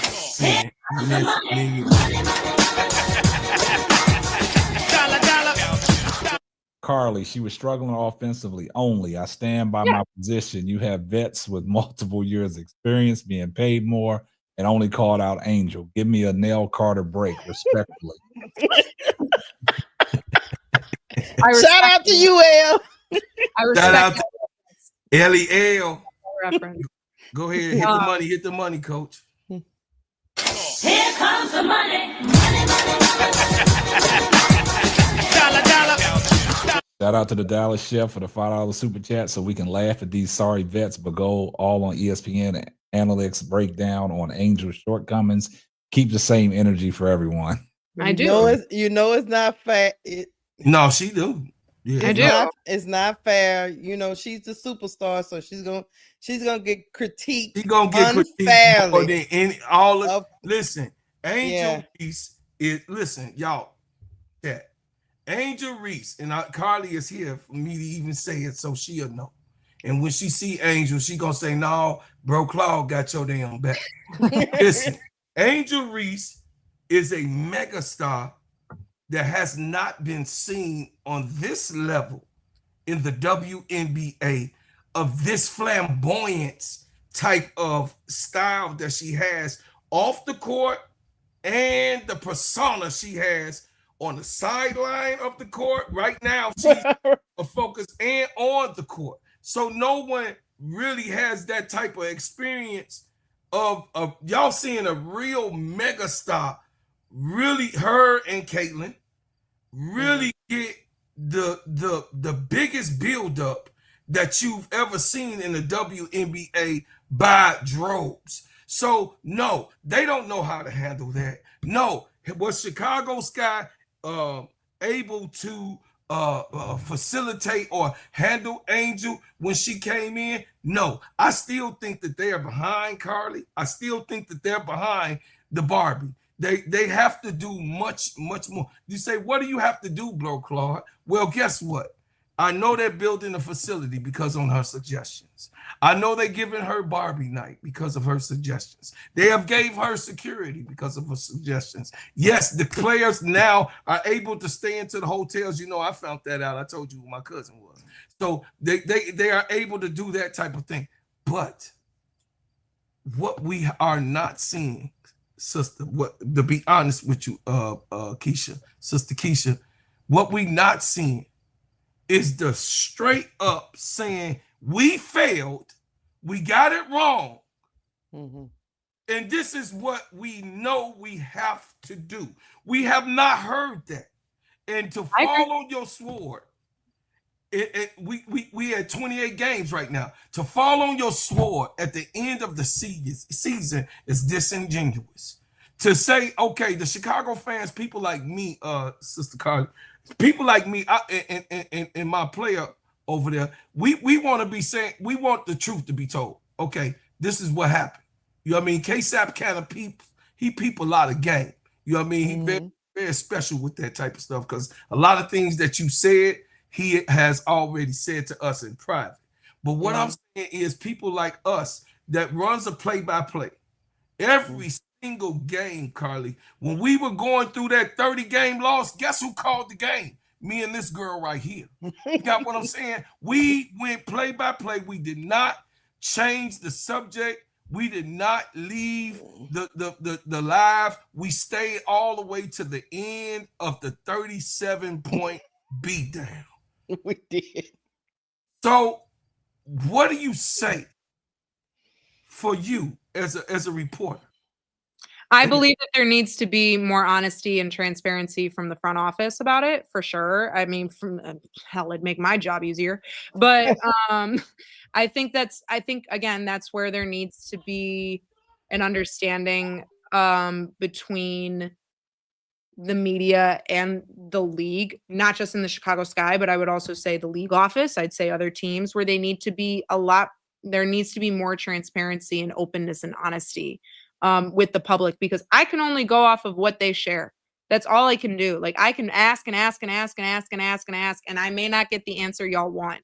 Like, I've asked for what Angel's back injury is, and I don't have any update on it. I asked for what Ariel's leg injury was and never got a full definition on it. So it's one of those things where I can ask, but if I'm not I can only share what they share. That's all I can do. So it's one of those things where I wish there was more transparency and honesty from all front offices, but then, specifically here in Chicago, I think one thing I think I would love to hear or see more of here as the W expands is have all general managers available to press either right before the trade deadline or right after the trade deadline, because you see that in the MLB, you see that in the NBA, you see it in the NFL. WNBA needs to follow suit and do the same thing. And I think that would also show transparency and honesty to the fan base. It would also show a lot of things that could work very, very well, and also give people a lot more insight. Stop hiding. Stop lying. Stop lying. People are here. People are watching. People are paying attention. You got to pay attention. Yeah. Hey, that's a great point, man. And look, hey, Karli gonna have to get up out of here.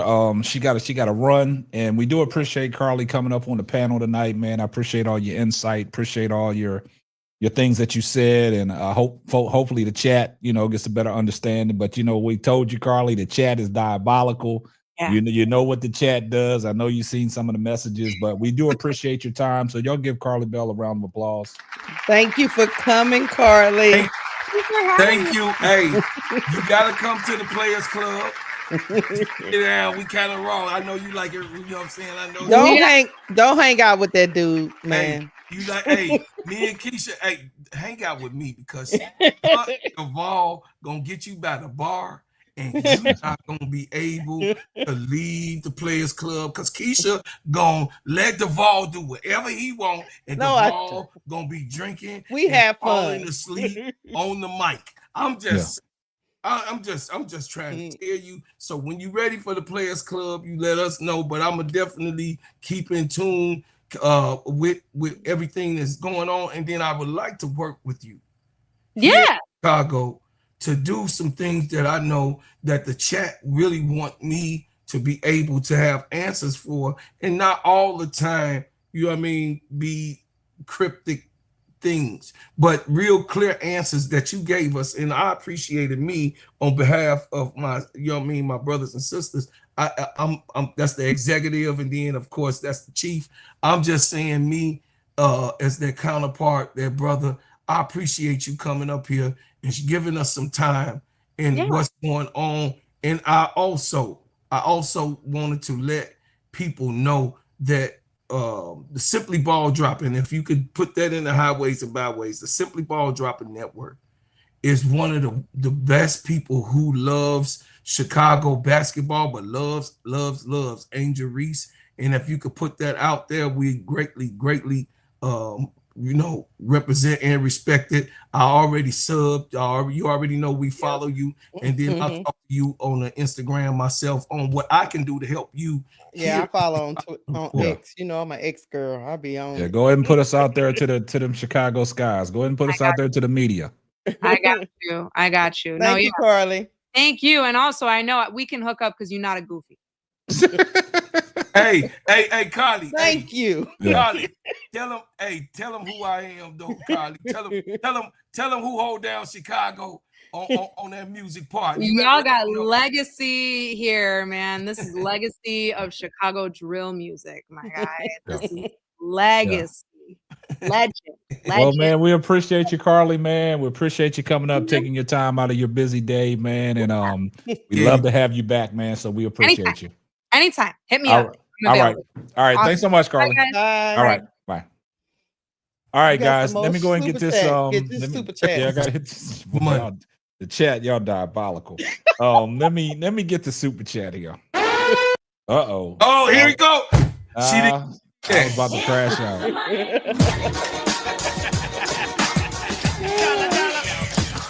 Hey, shout out to Brian Lewis for the $5 super chat. Kamilla was chosen with the third pick. However, Jeff chose to say Angel needed to do more. What are expectations of his third pick? Hey, man. Y'all diabolical, man. I mean, I agree with y'all. 1226 for the $5 super chat. I'm speechless. The difference between Bro Claw and Fever built for CC success, guys didn't build for AR success. Where is Jeff's accountability? In this, he's always protected. Shout out to L for the $5 super chat. L just out of L going ham. I don't know.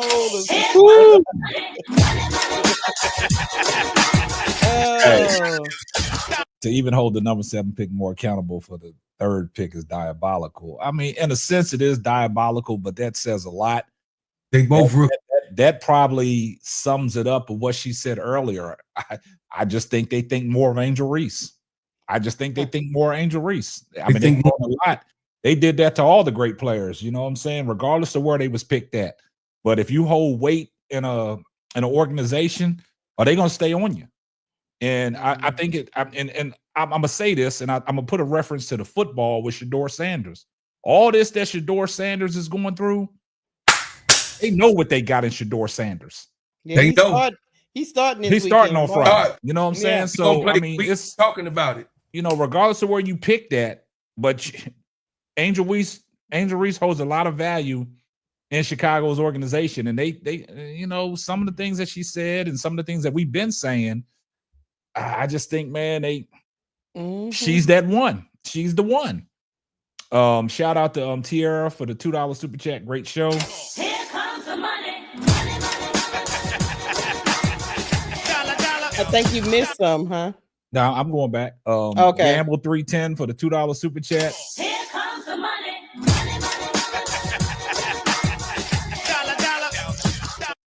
He said I selected all notifications for Karli. Yeah. Amy Sue for the $2 super chat. Here comes the money. Well, Amy Sue, she got up out of here before you. This question could be answered. Do you know why Lisa Leslie has been at all the games? Yeah, we didn't get to that question. Yeah. And then Felicia Daniels, shout out for the $5 super chat. Here comes the money.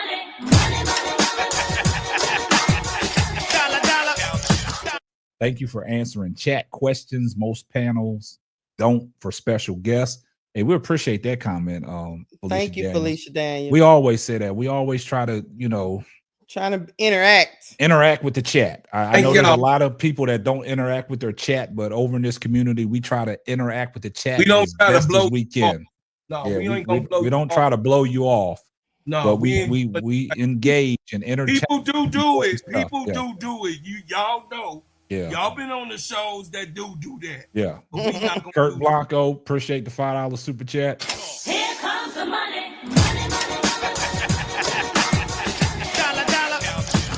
And you know what, K-Sap? I really do appreciate it, the way that you set this thing up. And then you didn't y'all look, he didn't give us no warning talk. It wasn't no pre-dialogue. He let us be raw. Me and Keisha is who we are. I led y'all into the water. Y'all just had to drink it. Hey, it wasn't no phony stuff going on up here. You dig what this was off the rip, y'all. No, this is my real reactions to her statements. This is off the rip. It happened in raw, and you didn't see not one of the panelists that's up here that run this show waver from what the hard questions was, and we also let her cook and let her get the answers that we needed for ourselves. Yeah, Yeah, and the crazy thing about it is, man, I know a lot of people didn't agree with some of the things that Karli said. A lot of people agreed with it, but we can't shoot the messenger. I mean, she has some kind of insight on what's going on in Chicago, and I think she answered the chat as best as she could, regardless if you like the answer or not. But she was being real transparent. She didn't back down from nothing. Everything that was thrown out there, she tried to take a stab at it and give y'all an answer. So, like I said, this was off the cuff. You know what I'm saying? This was straight authentic. This was nothing that was rehearsed. This was straight answers to all the questions that was thrown out there. And the chat, man, y'all did yourself a big one tonight with the engagement. I appreciate everybody that was tuned in. Let me get this super chat real quick. Dallas Chef said, Here comes the money.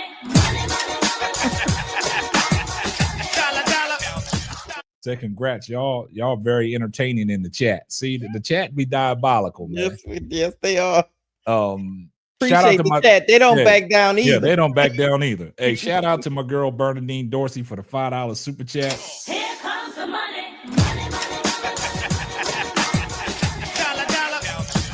Bernadine Dorsey said, great show. Y'all are phenomenal. Autograph, please. We got you covered on that. Let me see.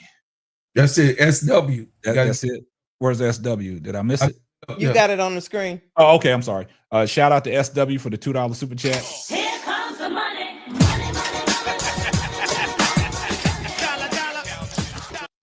SW said the chat was live tonight. Great show. LSU in here. Keisha, Tigers in the house. Hey, Keisha, you brought SW with you? I brought my peeps. Yeah. But nah, overall, man, it was a great show, man. Y'all diabolical, man. A lot of information. Y'all heard it. Sometimes I just might as well. Y'all I might throw well. my hands up, man. Listen, I ain't saying get up off of it, y'all. I'm not saying get up off of it. We still calling for Jeff Pagliocca to be fired, but at least by her being so transparent, we could take that damn blow. We big boys and big girls up in here. We really want to know the facts of that they really running a mom and pop situation. Basically. I mean, she didn't run away from that. Nah, she stayed in. She took it like a crash dummy. Yeah. She stayed there with y'all. So we have to understand that this is not going to get better to a billionaire says, I want to buy that damn team, all of y'all step. That's all. And I don't know what Dexter Folk. I can't pronounce it. I'm not even gonna take a stab at your last name. But I don't know what type of time you was on tonight, man. But you was real diabolical in the chat, man. I mean, you can say what you want to say. Nobody talks to me stupid. You'd have heard me. I don't back down for nobody. So this was a great conversation, man. And the thing about it is, we let Karli talk. We didn't overtalk her. We let her get everything out that y'all guys in the chat wanted to hear. That's why we did it. Hell, we wanted to know our stuff. We wanted to know ourselves. And we wanted to go back with her from base. It was times during her when she was answering questions. There was times that you go back with her and you like, yeah, and she was like, yeah, I understand where y'all come out. I get it. I get it, but this is what I'm hearing from the organization. Sometimes y'all can't shoot the messenger. I mean, but she's very knowledgeable, and you can't take that away from her, guys. Yeah. So, Oh, Dre Stewart super chat. He said, check your email. Here comes the money.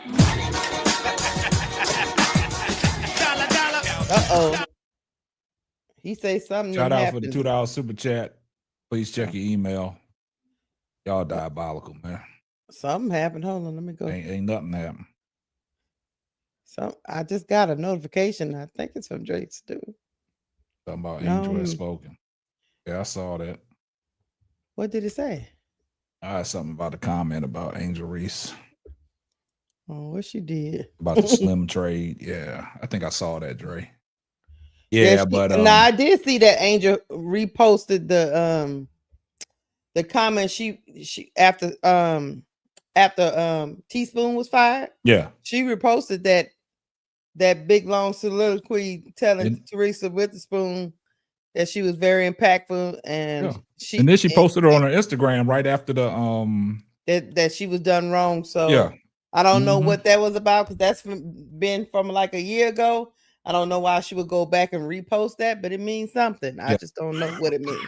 Angel out there causing confusion, y'all. They only here to cause confusion. Yeah, I don't. She definitely causing a little confusion.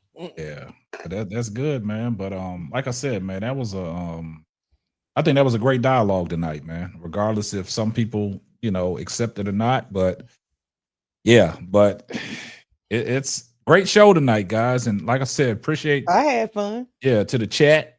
I mean, like Keisha said, it was a lot of things that she said that we didn't know, we didn't have answers for, so we let her, And it's not like we Take it. didn't go back at it and ask. Wait a minute, hold on, Karli.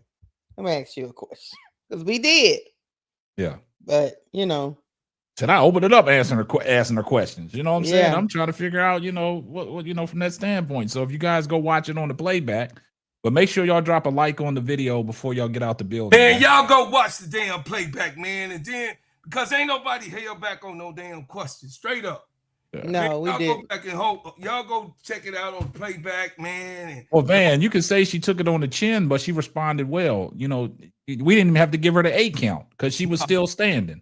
You know what I'm saying? She fired back. You know what I'm saying? She gave, it's you did can good. win some, you can lose some. You always ain't gonna win. You know what I'm saying? And regardless of what people think about Karli Bell, I got her on the show because I thought it'd be very interesting because we do cover a lot of what Chicago Sky do.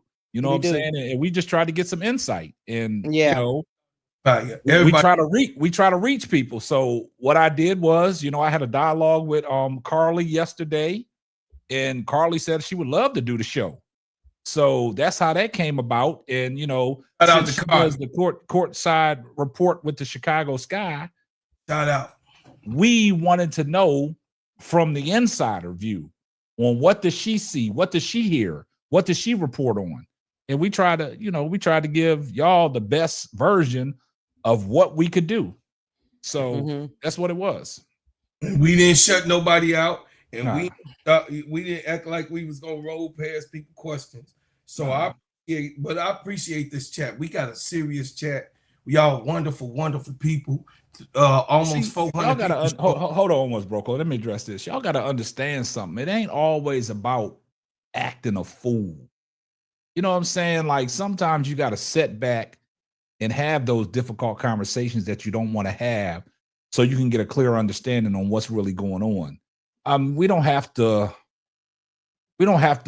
belittle or berate somebody because of their opinion on what they're telling you. We don't have to have people coming up on here acting a fool and yelling at each other. But we had I think this was a great conversation. This is a great step in moving forward with the full court trio, man. I just thought it was a great show. I mean, a lot of people, because we had over 400 people in here watching a live show on the full court trio. And, we just built this brand probably a month and a half ago. Yes. And, and to have this many people engage in a live show to show y'all's participation and everything that you do, try to get all your questions answered from somebody that, has media credibility. You know what I'm saying? Regardless if y'all like her or not. So, it is what it is, man. And you can't please everybody. Everybody's gonna probably have their own way of thinking and looking side-eyed and thinking that Karli Bell is the op. She's, because of some of the things that, she said about, the Angel Reese situation on how they was calling her out in the Jeff P article, and she struggled early in the season. That's her opinion. You know what I'm saying? We all got different opinions. We know what it is, but she graced the presence of the full court trio, and I thought, the conversation and the dialogue was great to me. Yep. Yeah, and then she made everybody know And we definitely that Angel Reese is the franchise player. Yeah. She made that clear to everybody. And also we wanted to have an environment where we don't have 4 and 5 people up here all asking one person question going back. It's too overwhelming. So that's why it was just us up here doing the dang on thing. But trust me, this we gonna collaborate with a lot of different people, so it's all love over here. Yeah. We don't have to have none of that mess that y'all be going on. Y'all be what I tell y'all when y'all come in the Players Club. See, K-Stap control the full court trio, but I control the Players Club, and I tell y'all, Y'all heard that. that. Y'all heard Don't that. I be got nothing over to there. do with the Players Club, Don't guys. be in the chat trying to pimp people that you don't do in real life. Be nice and respectful to one another.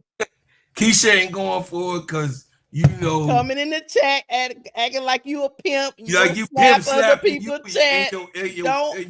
and your woman talking to you any type of way, and your man get your $5 ass down. And see, look, and it's crazy that Keisha said that because, and then L made a great point, man. I think tonight was very respectful, you know, from the chat, but some people in the chat was diabolical. But you know, we expect that. That's why we love the chat. But everybody with their super chats, they wanted some questions answered. No, we tried to do the best that we could to get Karli to answer all the questions. Because like I said earlier, she does cover the Chicago Sky. She's been in the media for over 10 years. She's worked with the WNBA. She's worked with the NBA, ML. I've seen her on NBA and I've seen her on MLB. So she's well versed in sports. So gave her an opportunity to answer the questions that y'all put out there. And I think she responded to the best of her ability. A lot of people gave her some pushback, but she didn't back down. She didn't know what the K-Stap. She didn't know what the questions was going to be. That's what I try to tell people. This was off the cuff. Normally on her podcast, she just does pre-recorded videos. Yeah. She really doesn't go live. And we told her before we put the lights on, you know, this about to be live, Karli. You ready? She said, okay, great. We're gonna be live. Okay, yeah, we're gonna be live. So because I think she was under the notion that we was gonna do a pre-recording. Yeah. And then when she got backstage and I told her, I said, Karli, I told her how we was going to start the show off. We got to run our, you know, credentials and stuff like that. We're going to bring you on the show because this is going to be live. She said, oh, live. I said, yeah, this is a live show, real time. She said, okay, I'm ready. So everything was off the cuff. This wasn't no 4-hour pre-production, get the questions ready and stuff. Nah, we rapid fire. He said 200 to 300 people. It actually was almost 400 people in here. No, I said 400. I said we had over 400. Yep. Yeah. Look, in the dark with a smile, say part 2 and 3. Yeah, that's what I'm saying. It's great conversations to have, man. It's a good ally to have in. See, listen, y'all. We could talk that talk. Not Annie Constable. Here we go. Y'all didn't want Annie. Y'all said Annie was the ops. No, now I think y'all think Karli the ops. Karli ain't the ops. She in there. No. She from the crib, y'all. She went to Fenwick High School. She went to I think Annie was from the crib too. How many people from the crib, bro, Claude? I'm talking about Julia Porter. She the cops. She the ops. Yeah, that's right, Tulip. She didn't duck the smoke. No. See, a lot of people could have ducked the smoke, got the stuttering and backpedaling and doing a retreat dribble and putting a trick bag. But she avoided the trick bag tonight. No, she's Northwest side. I got it close to the trick bag, just a little close. Nah, she said nah. She dribbled back out of it. She didn't go in. Stood 10 toes there. She didn't go in. She got in the lane, figured there was nobody available. She backed it out, did a step back three, and looked at Keisha and said, "That's what I'm talking about." Yeah. Look, next time we're gonna have to look. Somebody reach out to Jeff Pagliocca and tell him we want to interview you, sir. I think this particular one, if she plays this back to her audience, you know what I'm saying? I think this can move. I think this can move mountains right here. Hey, Smoke Junior. She went to school with Fenwick. She Northwest side. She a Northwest side. She lived in the city. That's why you gotta play black Smoke Junior. You gotta hit the playback what she said. She don't respect none of the suburban that's around in the suburban. She don't respect. She said it right here on the panel live. That she don't. I mean, if you in the suburbs of Chicago, you Chicago suburbs, but the city is the city, and we all know. Hey y'all. Hey, Geechee Lion said, "Why don't y'all invite Quita from Chicago, the real Chicago?" See, Quita doing her own thing. Quita don't no disrespect to Quita. Quita just don't. I don't She know if just she don't do. respond. So I could reach yeah. out. No, I could reach out to Quita. Quita is in my neighborhood. Quita live around the corner. Yeah, so it is what it is. I could reach out to Quita. Well, she's always welcome. It's just anybody's welcome. No, we gonna keep it real. Bro Cloud, I showed the picture. I couldn't even show the damn picture no more. Bro Cloud, no, all they said was with Quita the was the ops. ops. We never said that So Quita what you can't. We mean wouldn't all talk you to said? Quita. That's not all you said. That's bad. No, I said people in the chat said Quita was the ops. I'm That's just all saying, they okay, said. So then But I don't know Quita like that. I'm just saying I'm we too know busy how doing my own finicky these thing. people is. I'm just saying I ain't going there and doing whatever, but I can get Quita at any time. I need you to go down there and get Jeff P. See, look, Tell him Geechee. that- See, Geechee. I don't know Go who get Geechee Jeff is. P. But so we Geechee can said interview Alyssa him. B. They invited the white girl. See, y'all don't. Here we go. I'll leave it alone. Yeah, But let's just move on. But overall, man, great show tonight, man. I appreciate y'all guys tuning in, man. Yeah, but that's gonna wrap it up, man. Great show, man, and appreciate everybody for the love and support, man. Make sure y'all drop a like before y'all get up out of here, man. I appreciate everybody that was tuned in, but that's gonna wrap up another episode of the Four Court Trio. I'm K Sap, that's Keisha, that's Bro Claude. We're gonna catch y'all on the next one. Deuces. Love y'all.